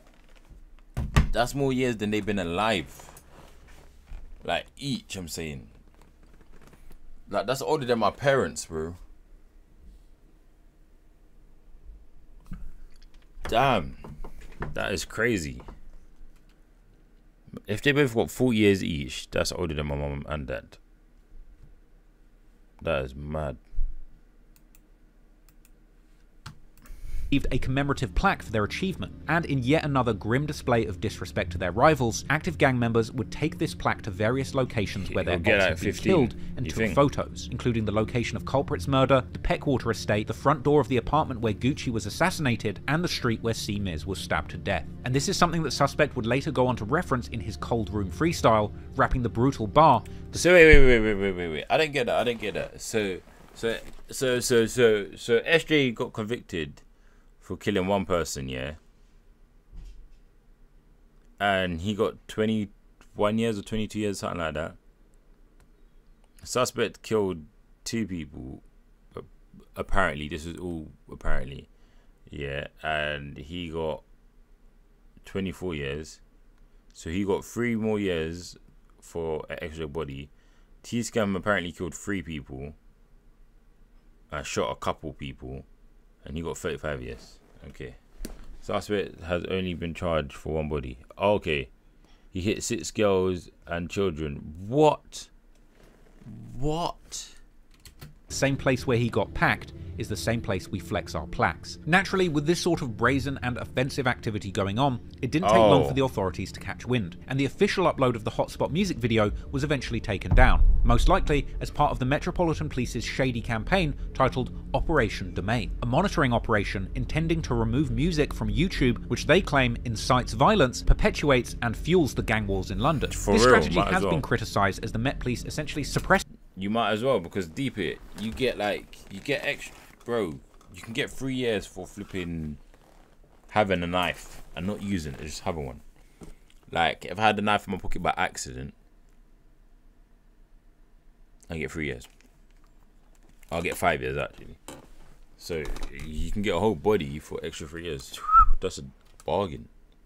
The young black men who have been neglected by the government and are trying to escape their situation through making music. And I guess when you can't stop the crime and blaming the community for not snitching doesn't work, you might as well just go after the music too. In my opinion, The music has nothing to do with it. The music is simply a reflection of what's really going on in the streets. But regardless of whether or not you think it's right for the police to be able to have free reign to censor drill music with zero oversight, they ultimately did not have any effect when it came to slowing the momentum of active gang members' rising notoriety on social media. The month after the Hotspot music video dropped, Suspect's name was buzzing on social media. On November the 8th, 2020, Suspect would even go live on Instagram holding a talent show for his fans. Seemingly with an audience from all over the world, Suspect would even have American fans showing up, trying their hand at spitting the very same murderous drill raps that had made Suspect famous. What's up, bro? What's up, bro? You good? Yeah, chilling. Chilling, man. You come for the talent show, yeah? You come to spit some Yeah. Yo, hey, Come you think I could spit like a little? Hey, bro, I'm from the States, bro. So you think I can spit something? Yeah, man. Go on. I can't even talk on the I've done, but I keep on swinging the Sammy. Poke man's back with a left and a right. It's a double whammy. But they keep on testing my temper. I'm leaving you soaked with your bite dismembered. Now your boss keep asking for me like, where did I go? But I fled the scene. And I ain't gonna leave no traces. I keep my tracks so squeaky and clean. Like a man go hit from the back on the cup and on Stanley's steam. And I still go back to the hood, pour my cup, promethazine, take a few perks, smoke a little trees, gonna have the bean. Then I still get calls from Mavis, shipping up lab, looking like Quavers. Never been booked on a handout. Always been a type to send them packs out, and I with them max out. Everyone laughing, even in the chat, even laughing. Hey, bro, I've been listening to your music for a minute now, bro. I'm not gonna lie. Yeah, man. I rate that, man. I respect that, man. But it's a blessing to be on here, bro. For real. Mad love, for real, bro. Mad love. Nah, big up your thing, man. Big up your thing, man. Soon, the British fans would be joining and entertaining Suspect by rapping that they're smoking on people that he literally killed. Yeah, I've got some bars still.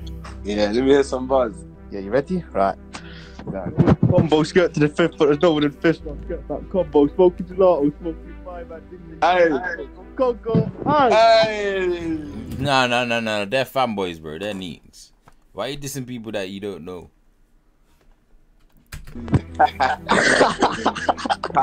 At one point, Suspect begins telling the fans and police that he's a good guy and a role model. I'm too kind, innit? I'm a good guy, fam. Two Jakes need to know this as well. Sus is a good guy. Good man. Role model, you can say. And at one point, he even gets on with a younger member from the Mozart estate associated with the Harrow Road Boys, with that group and Active Gang being rumoured to have had something to do with the murder of Gucci from South Kilburn, with Suspect even joking, telling him that he should switch gangs to Active Gang, even offering him a zombie knife and a parcel of dope to get him started, and going on to tell him he needs to graduate from flick knives to zombie knives and then guns, before trolling and saying that he wants to become a youth worker in Cumbo. Who do you beef? Who do you beef? Oh, SK, fam. From South Killy? Yeah. Where are you from? Zark, man. Yeah, South Killy, yeah, that? Trust me, fam. Trust me, man. I'm a civilian, innit? But I heard it from Killy right now. You really involved, though? Yeah, some man, yeah. You really in the streets, though? Mm. I'm gonna ask little Dutch right now, man. What's your name? Yeah, man. What's your name? JB, fam. JB, yeah? Yeah. Saying that, man. Saying what? How old are you? Oh, don't worry. I can't speak on that. Can't speak on that? No. So you're a young boy? Are you a young boy?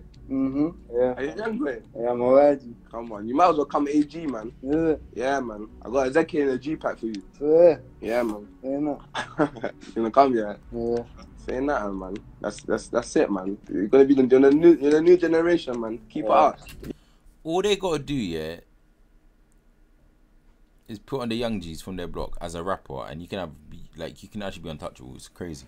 Yeah, I mean, but obviously, you see this rapping thing. Obviously, we don't do this rapping thing without like the proof in the pudding. So obviously, we're gonna have to do some missions first, innit? You get me? Of course, man. Come on, man. That's it, man. You're down, man. What, you got friends on that, yeah? Man said you gotta do some missions like it's GTA for real. Yeah, that's it, man. I've got enough Zekis for everyone. Man said missions. That's it, man. Man said the missions, bro. Like right now, he's on a side quest, bro. No, I'm about them burners, fam. Huh? I'm about them waps, fam. Waps, yeah. Yeah.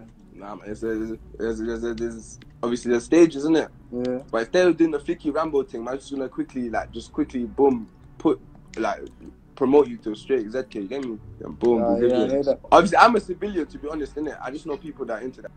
Yeah. Calm. Yeah, I've been thinking about youth work and that. Samuel Lithgow, you know what I'm saying? Yeah. Trying to get a job in Samuel Lithgow and that youth club in Combo. So yeah, man. Obviously, I'm trying to like help the youths in Combo and that, like get it right onto the right path. So yeah, man. Combo. Yeah, man. But them man are all on the right path already. You know that. Obviously, they're not there, innit? So it wouldn't be a problem for me to work there. You know what I'm saying? With a £250 excess refund reward on your home insurance, you'll feel a Yeah, they're not there, man. Empty. Vacant if the truth be told. Another kid then joins the live and jokes that he's going to slide on Suspect and Agar Grove in a hilarious exchange that had the comments going wild. Don't really get on to you, fam. God. What do you mean, guy? You sound like a verbalist, man. I said, bro, don't make me slide, bro. Slide where? Slide on the 8, are you mad? On the 8? Who's on? Bro, am I from the 8? About sliding the 8? I said 8, I said A. On the 8? Yes. What? Have you not heard about Ole Miss, how many guys are splashed? This super troll then starts rapping Suspect's own lyrics at him, saying that he killed Culprit and claiming to have stabbed multiple ops with Suspect. Is that are you, bro? You sound... I got bars though. Come on, that's what I'm saying, bro. You try to... That's the same, you don't need to do the verbal thing. You can just spit the bars. I hate verbalists. I like the words, fam. Look. She got cute face and VE, big BBs, all around. Aye, no, again. Here's on chillin'. God damn, you must be kidding. We got down half their batch and aye. Shock how dare they call us victims. Fucking the sauce and alternating flavors. He's way too with his shavers. ZK out to take his guts. Go back to the block, aye. Nah, and donate his guts to the NHS. Who is that? Is that D-Wagon? Because I know D-Wagon be stealing bars. Must be D-Wagon because he's the only guy that steals bars, bro. And now I'm doing up dance. I'm doing up gunning. Listening to Ross. Aye, 200. Back my pumps. How many man been shot? Why think Cobra got packed? How many Oh my God. Allah. It was me and Sus and Allah, Ride. Allah, 3 Allah, on one time. what you doing? Arm response. Aye. Don't get me mad. Huh? Allah. It was Aye, me, no, AR, you and Sus still. and the Ride when we took that live. Whoa. Sus who? Sus where? The other Sus. Yeah, he said he stabbed people, but if the feds are listening, he's talking about the other sus. Even Suspect starts finding this hilarious when the kid says that he stabbed 6 people today, as he begins to inquire about Suspect's offer to the previous caller to give him a knife and eventually upgrade him to guns. Hey, you're killing me. I got 6 man on my night today. You see how you said earlier that you normally go Flicky, Rambo and Zeki. He put me straight to the WAPs. See, I told you, man, I'm on this. Trust me, man. Suspect then begins to channel his inner King Von, performing a G-check on the young fan and asking him if he's from Agar Grove and telling him to say he's not from 51st. Just like Von used to tell people he's not from 63rd. For real, though, where you from, though? Huh? You have to be joking. I have to be joking about what? You know I'm from the A. From the where? Agar Grove. If it ain't the A, then you're getting popped, boy. Pipe down. Tell him again, fam. Come on, act. Tell him again. Say we're not from 51st. No, that's a bit mad.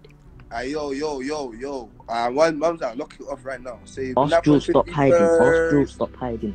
In court, asking about throwing the chair. Jules, stop hiding in your yard. I'm not gonna lie. At one point, the kid even starts saying free all of the members, including Suspect, and suggesting that he's already in jail, with Suspect getting confused and making it very clear that he's still free. Free striker. Who else should I free up? Free AR, free BA, come on. Free AR, man. Free BA, man. Free Suspect, you know. Free what Suspect? You. Who else should I free? What do you mean, bro? I'm free, bro. Free the guys, huh? What do you mean, bro? Stop trying to give man issue, bro. Man's free, bro. Oh, this guy's lying. You're literally calling me from jail every day. Am I lying, though? No, you're not lying still. This was a hilarious live, and probably the most light-hearted part of this video, if I'm honest. But it's a lot less funny when you imagine there must have been a Met Police detective monitoring these lives and looking for any clues as to Suspect's location. But regardless, for now the authorities in London would still be clueless as to where Suspect was hiding, and he would continue living and laughing it up in Africa and recording offensive music. Next up, on November the 19th, 2020, Suspect released the... If I Suspect, yeah, because I got bread, obviously he made bread with music here. I'll give one of my account to the man them that don't have a criminal record and make them fly country to countries in my account and just post up snaps in that country, bro. Literally. And then they're gonna be confused. See that?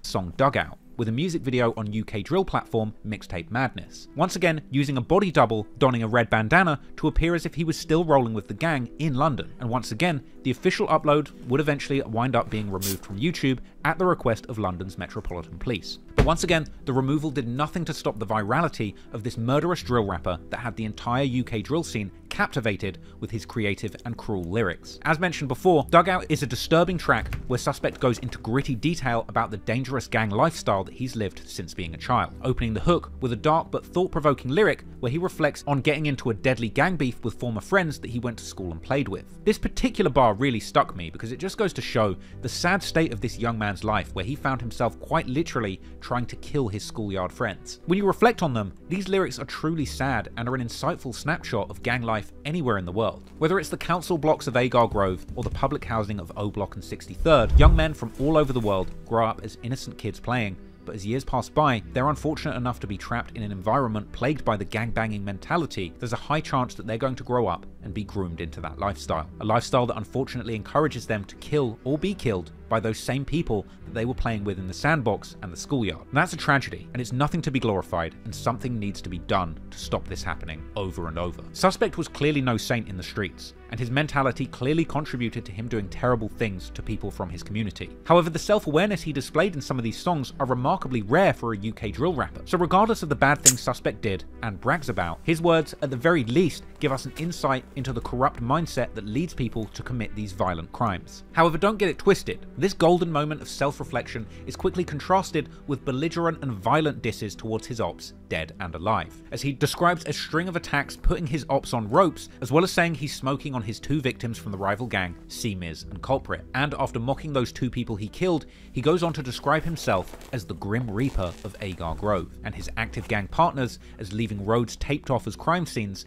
and taking their ops' souls from them. These are seriously dark lyrics, bordering on something out of a horror movie. But when you consider the fact that Suspect isn't just painting a picture of fictional violence, but recounting real violent acts he did, at a certain point it begins to feel like his music represents something more akin to a snuff film than a horror film. Elsewhere in the song, perhaps unintentionally showcasing his immature mindset, Suspect goes on to liken the violent gang war in Camden to the video game Call of Duty, referring to his ops as being unable to respawn or revive when his gang turn his enemies' hearts off with knives or shoot them in the head in an attempt to get instant kills. And going on to rap jaw-dropping lyrics that continue with the Call of Duty video game metaphor, suggesting that his ops are noobs at the game of real-life gang warfare, and suggesting that they start beef with him, get stabbed, and regret their injuries. With Suspect going on to say outright he's living modern warfare, but his life isn't a game like Call of Duty, and referencing the two murders that he had seemingly gotten away with at this point, rapping that his ops want to stop his kill streak, and that if he commits a third murder, he'll unlock a UAV like in Call of Duty. Another reference to the reward for carrying out a 3-kill streak in the game. Along with these lines, the music video also featured sound effects and animations straight out of the game Call of Duty, further trivializing the real-life violence that he's recounting. These are dark, twisted lyrics, but you have to admit, at the very least, Suspect does have a talent for metaphors, which would be respectable if he wasn't bragging about real-life, gruesome murders. What the is my life?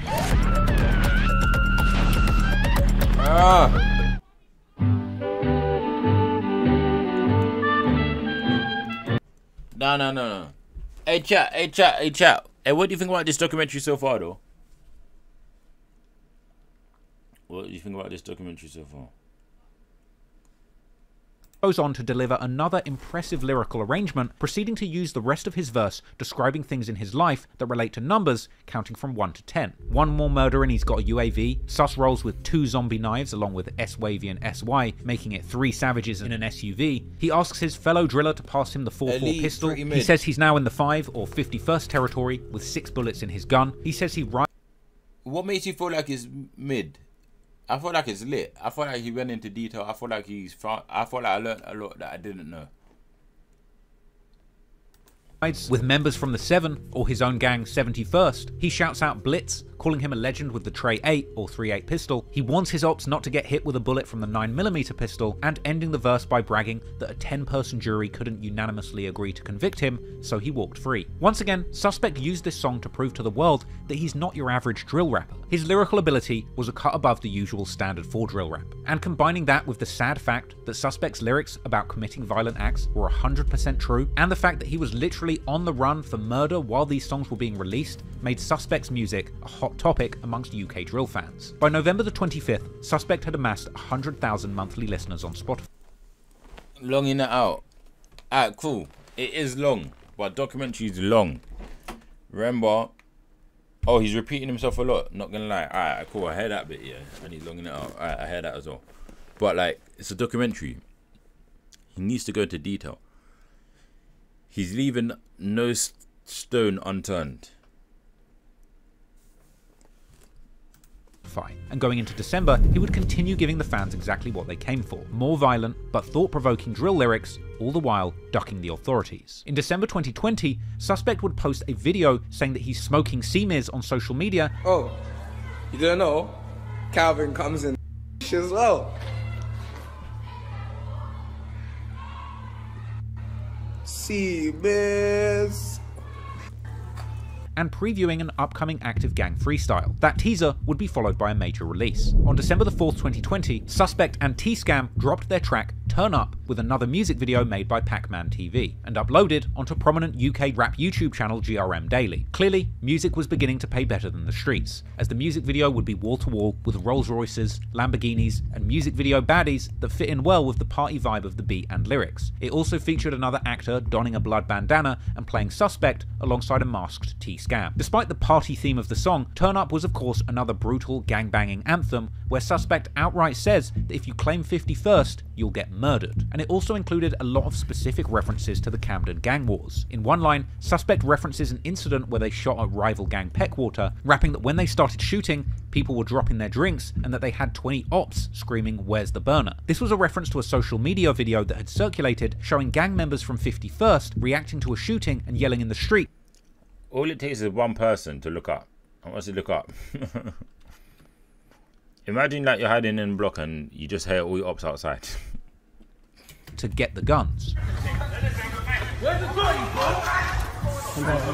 As well as saying that he misses his fallen members AK and S45, and that because of this loss, he won't stop beefing until all of his ops are dead. In the next verse, T-Scam would openly reference the murder of Culprit once more, and use more sound effects from Call of Duty in the background. Unsurprisingly, due to all of the violent content, once again, the official upload of this song was taken down by the police. But this didn't discourage Suspect, and Turn Up would be followed on the 24th of December 2020 by his previously teased appearance alongside Too Smokey from Active Gang on the famous rap freestyle platform Plugged In with Fumes the Engineer. This track featured some of the most savage lyrics Suspect had rapped to date, opening his verse with the jaw-dropping bar asking the listener if they've ever heard someone's last words, and rapping that when his ops are dying, trying to say those last words, he tells them, "Shush you nerd, go gulag and ride your bird," a British phrase meaning to serve your sentence in prison, and another reference to the video game Call of Duty Warzone, referring to the gulag, the place in the game where eliminated players go after they die to compete in a one-on-one fight for the chance to respawn back into the main game. When you know the deadly reality behind some of these lyrics, it's really crazy hearing somebody trivialize a real murder like this. But from here,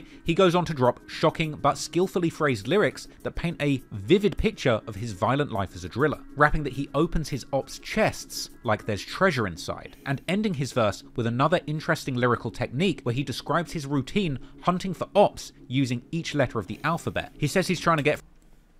This song was hard. The one when he went from like A to Z and that code.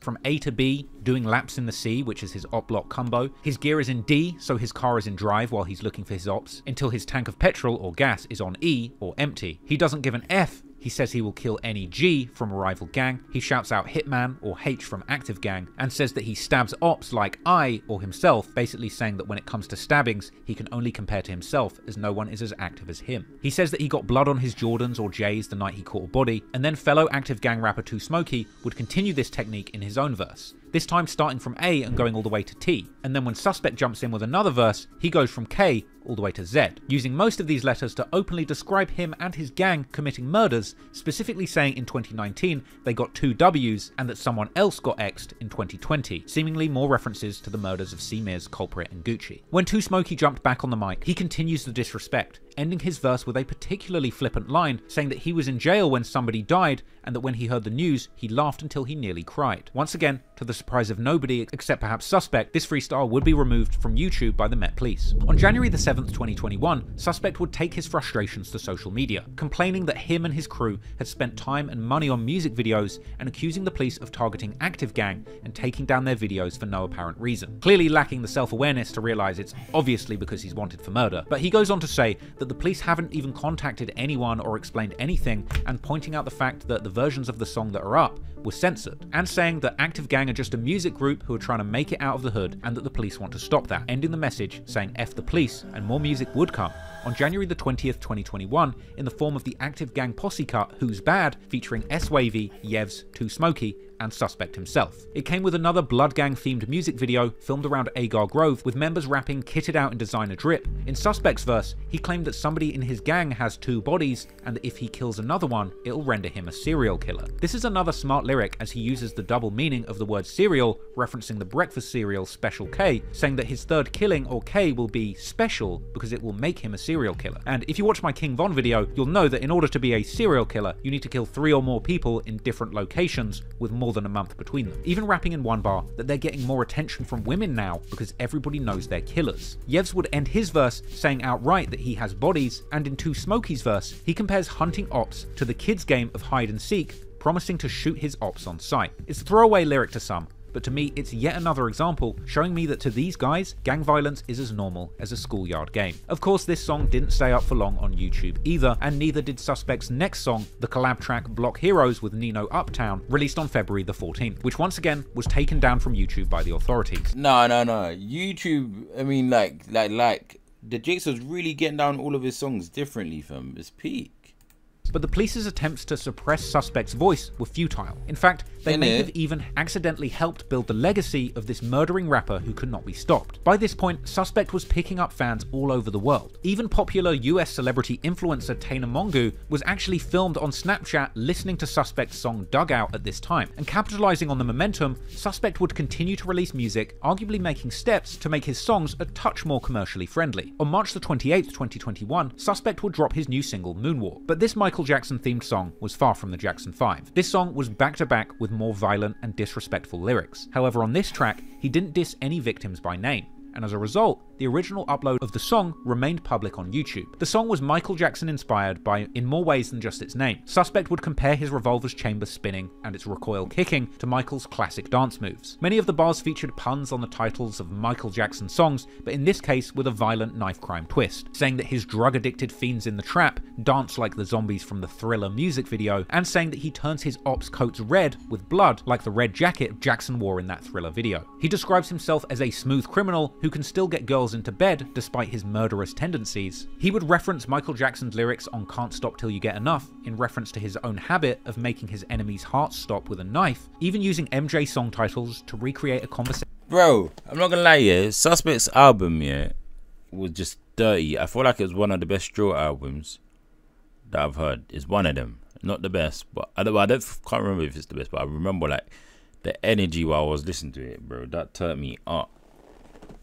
He had with detectives, and the early MJ album title Off the Wall to refer to how he beats his enemies, and saying it's human nature to make mistakes, warning his ops not to make a fatal mistake in calling his bluff. The song also delivers a creepy chorus where he compares swinging a knife at his ops' heads like playing Fruit Ninja on the iPad, and saying that he can kill it laying pipe in the bedroom with as much skill as he kills his ops in the streets. In the second verse, Suspect compares himself to Michael Jackson being the king of pop, crowning himself the king of drill because he actually does his drills, as well as seemingly hinting at having gotten away with murder twice, rapping that he could have got lucky.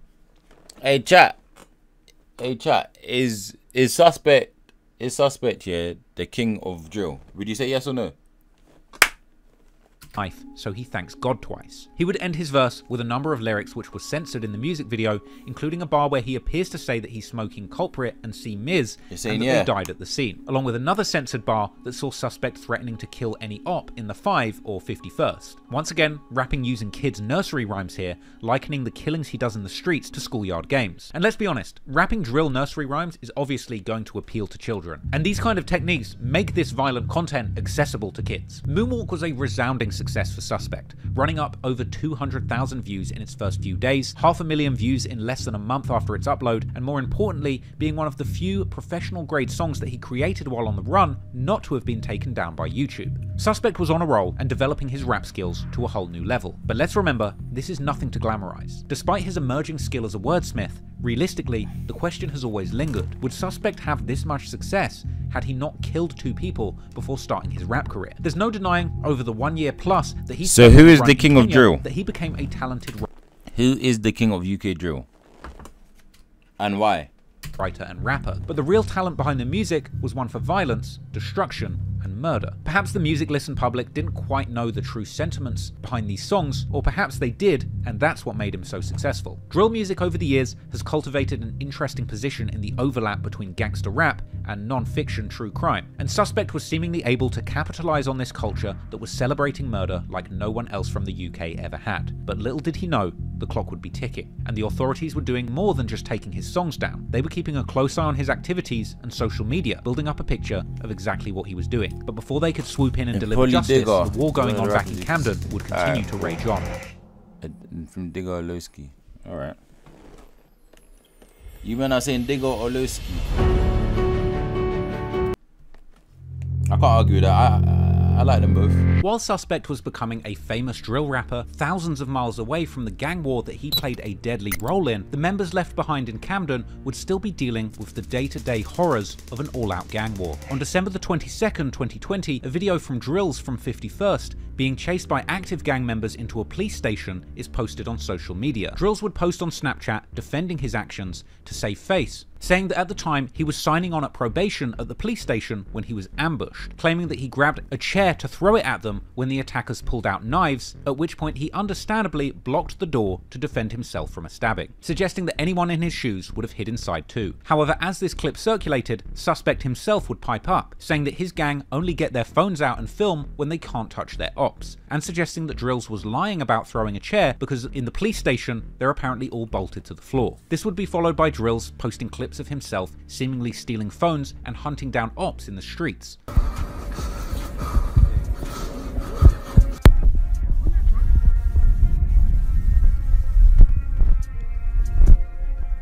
Drills would also post a clip that appeared to show him spinning blocks in 71st that very night looking for retaliation.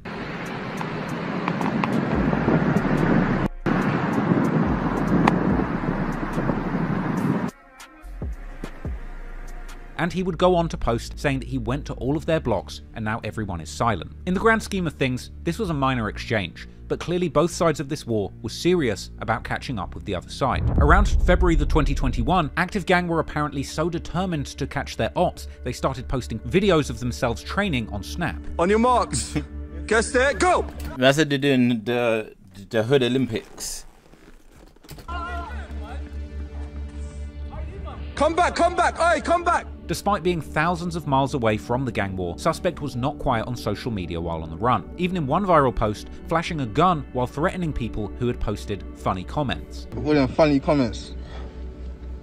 That's all that matters. Despite waving a gun from a distance, it would be the knife-wielding gang members in Camden that were the real threat. And on May the 25th, 2021, the streets of Camden would be disturbed once again by these blade-carrying antagonists. At around 6:21 PM, police were called to Islip Street following reports of an altercation where somebody was being chased by a group of men. By the time they arrived, the chase had progressed onto Kentish Town Road. According to active gang members, this incident was a 20 versus 1 fight where AG member Yevs managed to get away alive after allegedly stabbing someone. Apparently this was the result of a devious plot by Yevs, who went to the op block during a music video shoot all by himself while armed with a knife and wearing a high-vis jacket to blend in. He was apparently recorded from a nearby high-rise running from the group in the bright yellow jacket. The news would would report that 2 men were found in possession of knives and arrested on suspicion of a fray. Although 1 man was taken to hospital because he felt unwell, the police did not report any real injuries, and initial posts on social media suggested that Yevs himself was the one who had been stabbed. Both Suspect and T-Scam posted paperwork about this incident, describing it as a 20 versus 1 fight and claiming that the ops were snitching and that Yevs wasn't the one who got stabbed, with the police report stating that forensic analysis on the machete that Yevs was caught with had blood on it that was not his. Soon after the incident, he was picked up by police, arrested on suspicion of GBH, and Yevs would ultimately plead guilty to lesser charges of a fray and possession of a knife in public, being sentenced to 22 months in prison, along with 2 other rival gang members that were involved in the armed chase. Clearly, Yevs was a fearless knife man in the streets, with Suspect later rapping the rather incriminating lyric saying that if he told you who Yevs had stabbed, it would be a very long list. Yevs would appear to refer to this incident in a freestyle actually recorded in his prison cell in January the following year, calling the fight a 20 versus 1 and confirming that he stabbed someone. At this point, it seemed AG members were completely comfortable showing off their weapons on social media. On June the 8th, 2021, a video of T-Scam dancing with 2 machetes went viral, reportedly taken shortly before his arrest on gun possession charges, likely referring to a November the 20th, 2020 arrest where T-Scam was charged with possession of a firearm after a loaded revolver was found in a park in Camden. On June the 22nd, 2021, T-Scam posted that he was fresh out of jail after getting 4 not guilty verdicts. And then on June the 30th, 2021, T-Scam triumphantly jumped on Instagram Live to show off his new custom Active Gang balaclavas that the group were planning to release. This was a live where he was seemingly in the trap with Hey, that looks like the Avengers logo, bro. fellow Active Gang members Hitman and A-Kid, who themselves are in disbelief that T-Scam is actually on live in their hideout, with Scam joking that he's actually going to put their faces on the live. You man need, hey Scopes, you need to get some Active Gang merchandise for me. Anything goes merchandise.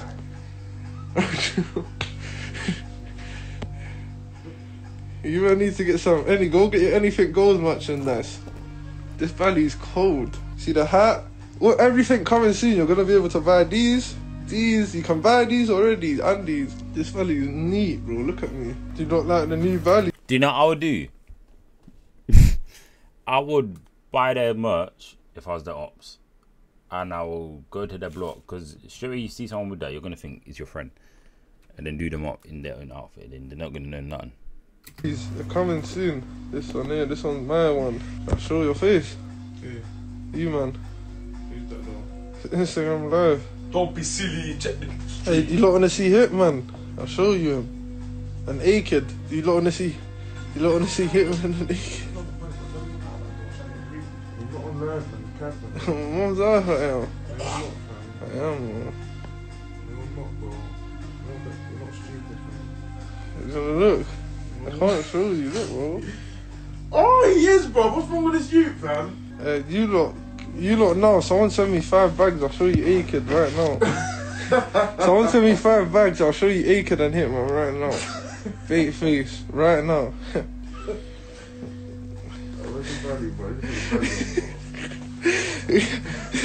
If we get to 250 views, I'm gonna show A-Kid and Hitman, great face right now. So there's A-Kid. This is A-Kid right here. Easy, man, easy. This is A-Kid right here. Easy. This keys. A-Kid, man, they wanna see you. I like that, man. I like behaviour, T-Scam. Go entertain yourself. During this time, T-Scam wasn't the only one celebrating his freedom. Just over a month later, in August, Broad Day Assassin gets out of jail too, and they all go on live together with T-Scam and Bugsy. T-Scam would go on to say that he recently did another freestyle on live where he incriminated himself, and if it gets leaked, he's going to report it. Yeah, give them a freestyle. They're gonna get something real soon.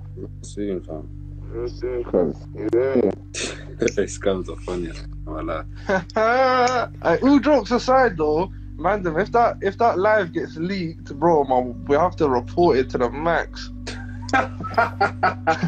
You think I'm joking, bro? I'll be done out here. It's found that L, man. Found that L. Smoke it, I'll take it out. Get the chat, make it back. He would also go on to say that if anyone posts a video of him slipping up and revealing himself, he would never release music again. Oh, bro, you lot get over it, bro. Big man thing. If anyone try post a slip-up video, Active Gang's never gonna release music again. The man has spoken. Big man thing. If anyone posts that video, where I slipped out. Active Gang are never gonna do music again. Retired. Retired. 3 too smoky, 3 too smoky.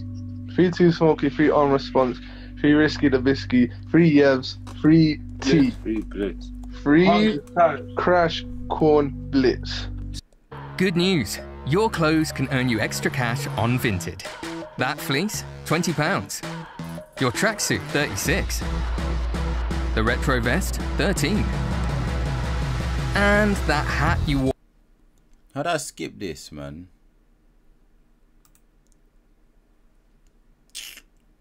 Or once? Millions of people are already selling their items. Download Vinted.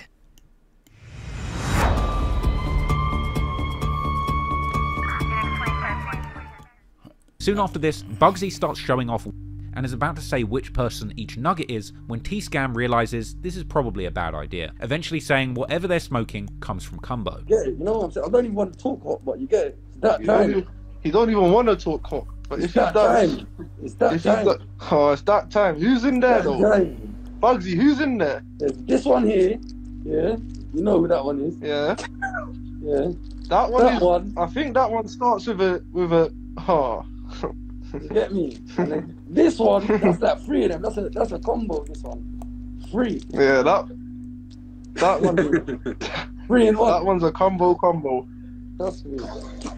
But yeah, man. In a combo there. I ain't even got a grinder right now.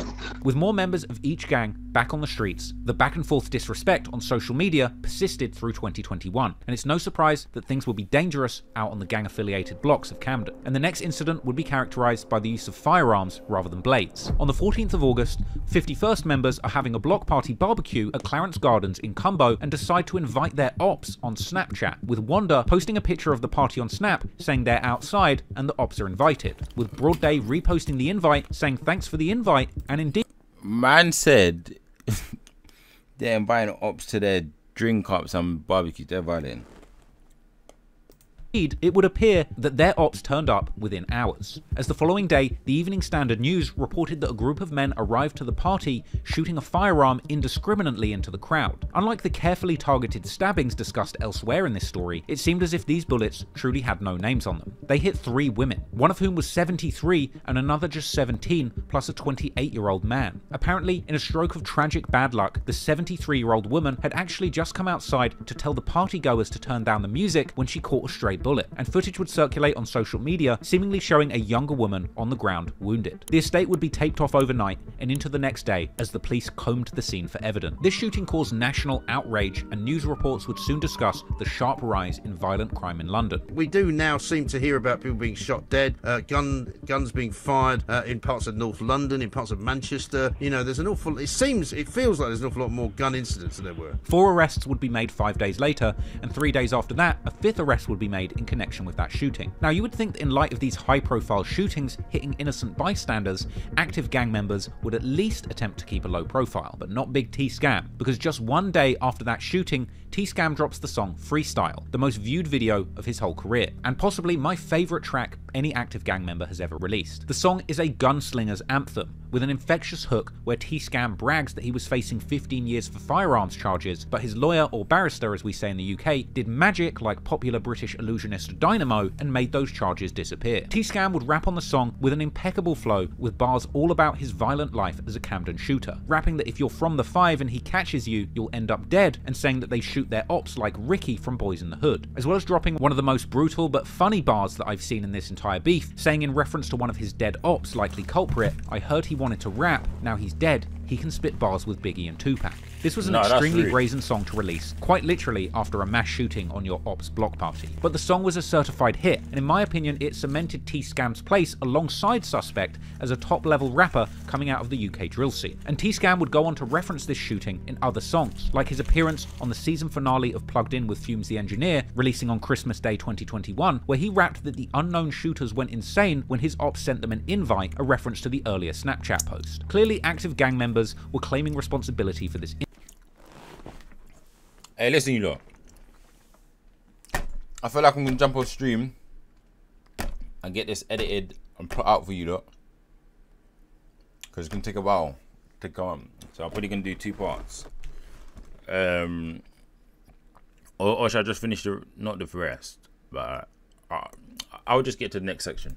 Incident. However, there would naturally be consequences to all the activity going on in the streets. On October the 6th, 2021, Broad Day Assassin, who had seemingly been let out of jail just a day before, was shooting a new music video in Camden, when shooters pulled up shooting, with the alleged targets of the shooting actually firing back. Word was getting around on social media yesterday that a music video shoot had been shot up, and it was none other than Active Gangs. The news would report that immediately after the shooting, an armed police response unit responded to the property where the music video shoot was going on, with footage later circulating showing armed officers conducting a gunpoint raid at the filming location. What flat you come from? I'm here for a job, I'm not sure what flat is it you, man, bro? DJ? How many people are in that flat? There's about 10, 15 of us. There's 2 females up there, that's it. You guys can see him?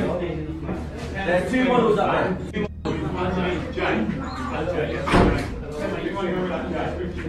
You in a black Nike trousers, take your left hand out of your pocket. I ain't got my left hand in my pocket, my left hand's here, bro. You don't need to be. What, can we come down? I'm gonna stick it on you, I can't. Keep your hands up and see him. You can see him. I'm trying to. There's about 10 of us, mate. And what flat are we coming from? Jay, mate. Yeah, how are we gonna work this out? One by one? Why would you do it? And it seemed that the film crew themselves were completely clueless as to what they'd gotten themselves into with this gang-affiliated drill shoot, with the cops even appearing to arrest a model who was working on the shoot. However, not discouraged by the pressure of the ops or the cops, Broad Day proceeded to release his new song Honorably just 5 days later. And while Broad Day had previously had success on his collaborative tracks with Lil Dots from HRB, this was his debut solo track and cemented him as the next big rapper to watch from Active Gang after Suspect and T-Scan. However, the music video had been made amid a backdrop of violence and spells in and out of prison. Clearly the authorities were watching Active Gang very closely, and soon Suspect would end up having a breakthrough, landing a major guest spot on a song that would score him his first entry on the official UK singles chart. However, unfortunately for Suspect, amid his rising fame, with thousands of eyes watching his every move, soon the authorities would have a breakthrough too. These Foxy's super fast 5G, faster than a No. I need to find a way, to get rid of that. I'm gonna need to send it to my other account. Literally. Okay, so as you can see, Suspect gets located. My bad. But listen, you lot, yeah. I'm gonna outro the video, get this edited, get this put up. Hopefully, if I can, I will upload a part 2 of this tomorrow. Or day after tomorrow, either or, don't matter. I might jump up on stream in like in a few hours if I get this edited and uploaded in time and I have enough energy. But listen, you know, tell me what you think about the the documentary so far. Do you feel like he's doing a good job? Do you think he's longing it out? Do you feel like he's got bare things wrong? Like literally, do you want to see him do more of these? Like, what other rappers do you want to see him do more? But personally, I enjoyed watching it. Even though I didn't get bored, I just got restless in the sense of like, I can't sit in one place for too long, bro. Like, you don't know me, bro. Like, I just like to move, bro. I like to move, man. But I'm gonna go get this edited and put up, and I appreciate everyone that tuned in and watched this, and we out. Peace. Back out, slap it out, short but I bang like Pacquiao. Man just ping it or ching it. If I ain't did it, I still bring back out. Kyle's probably hit squad baby, hit squad crazy, rip man's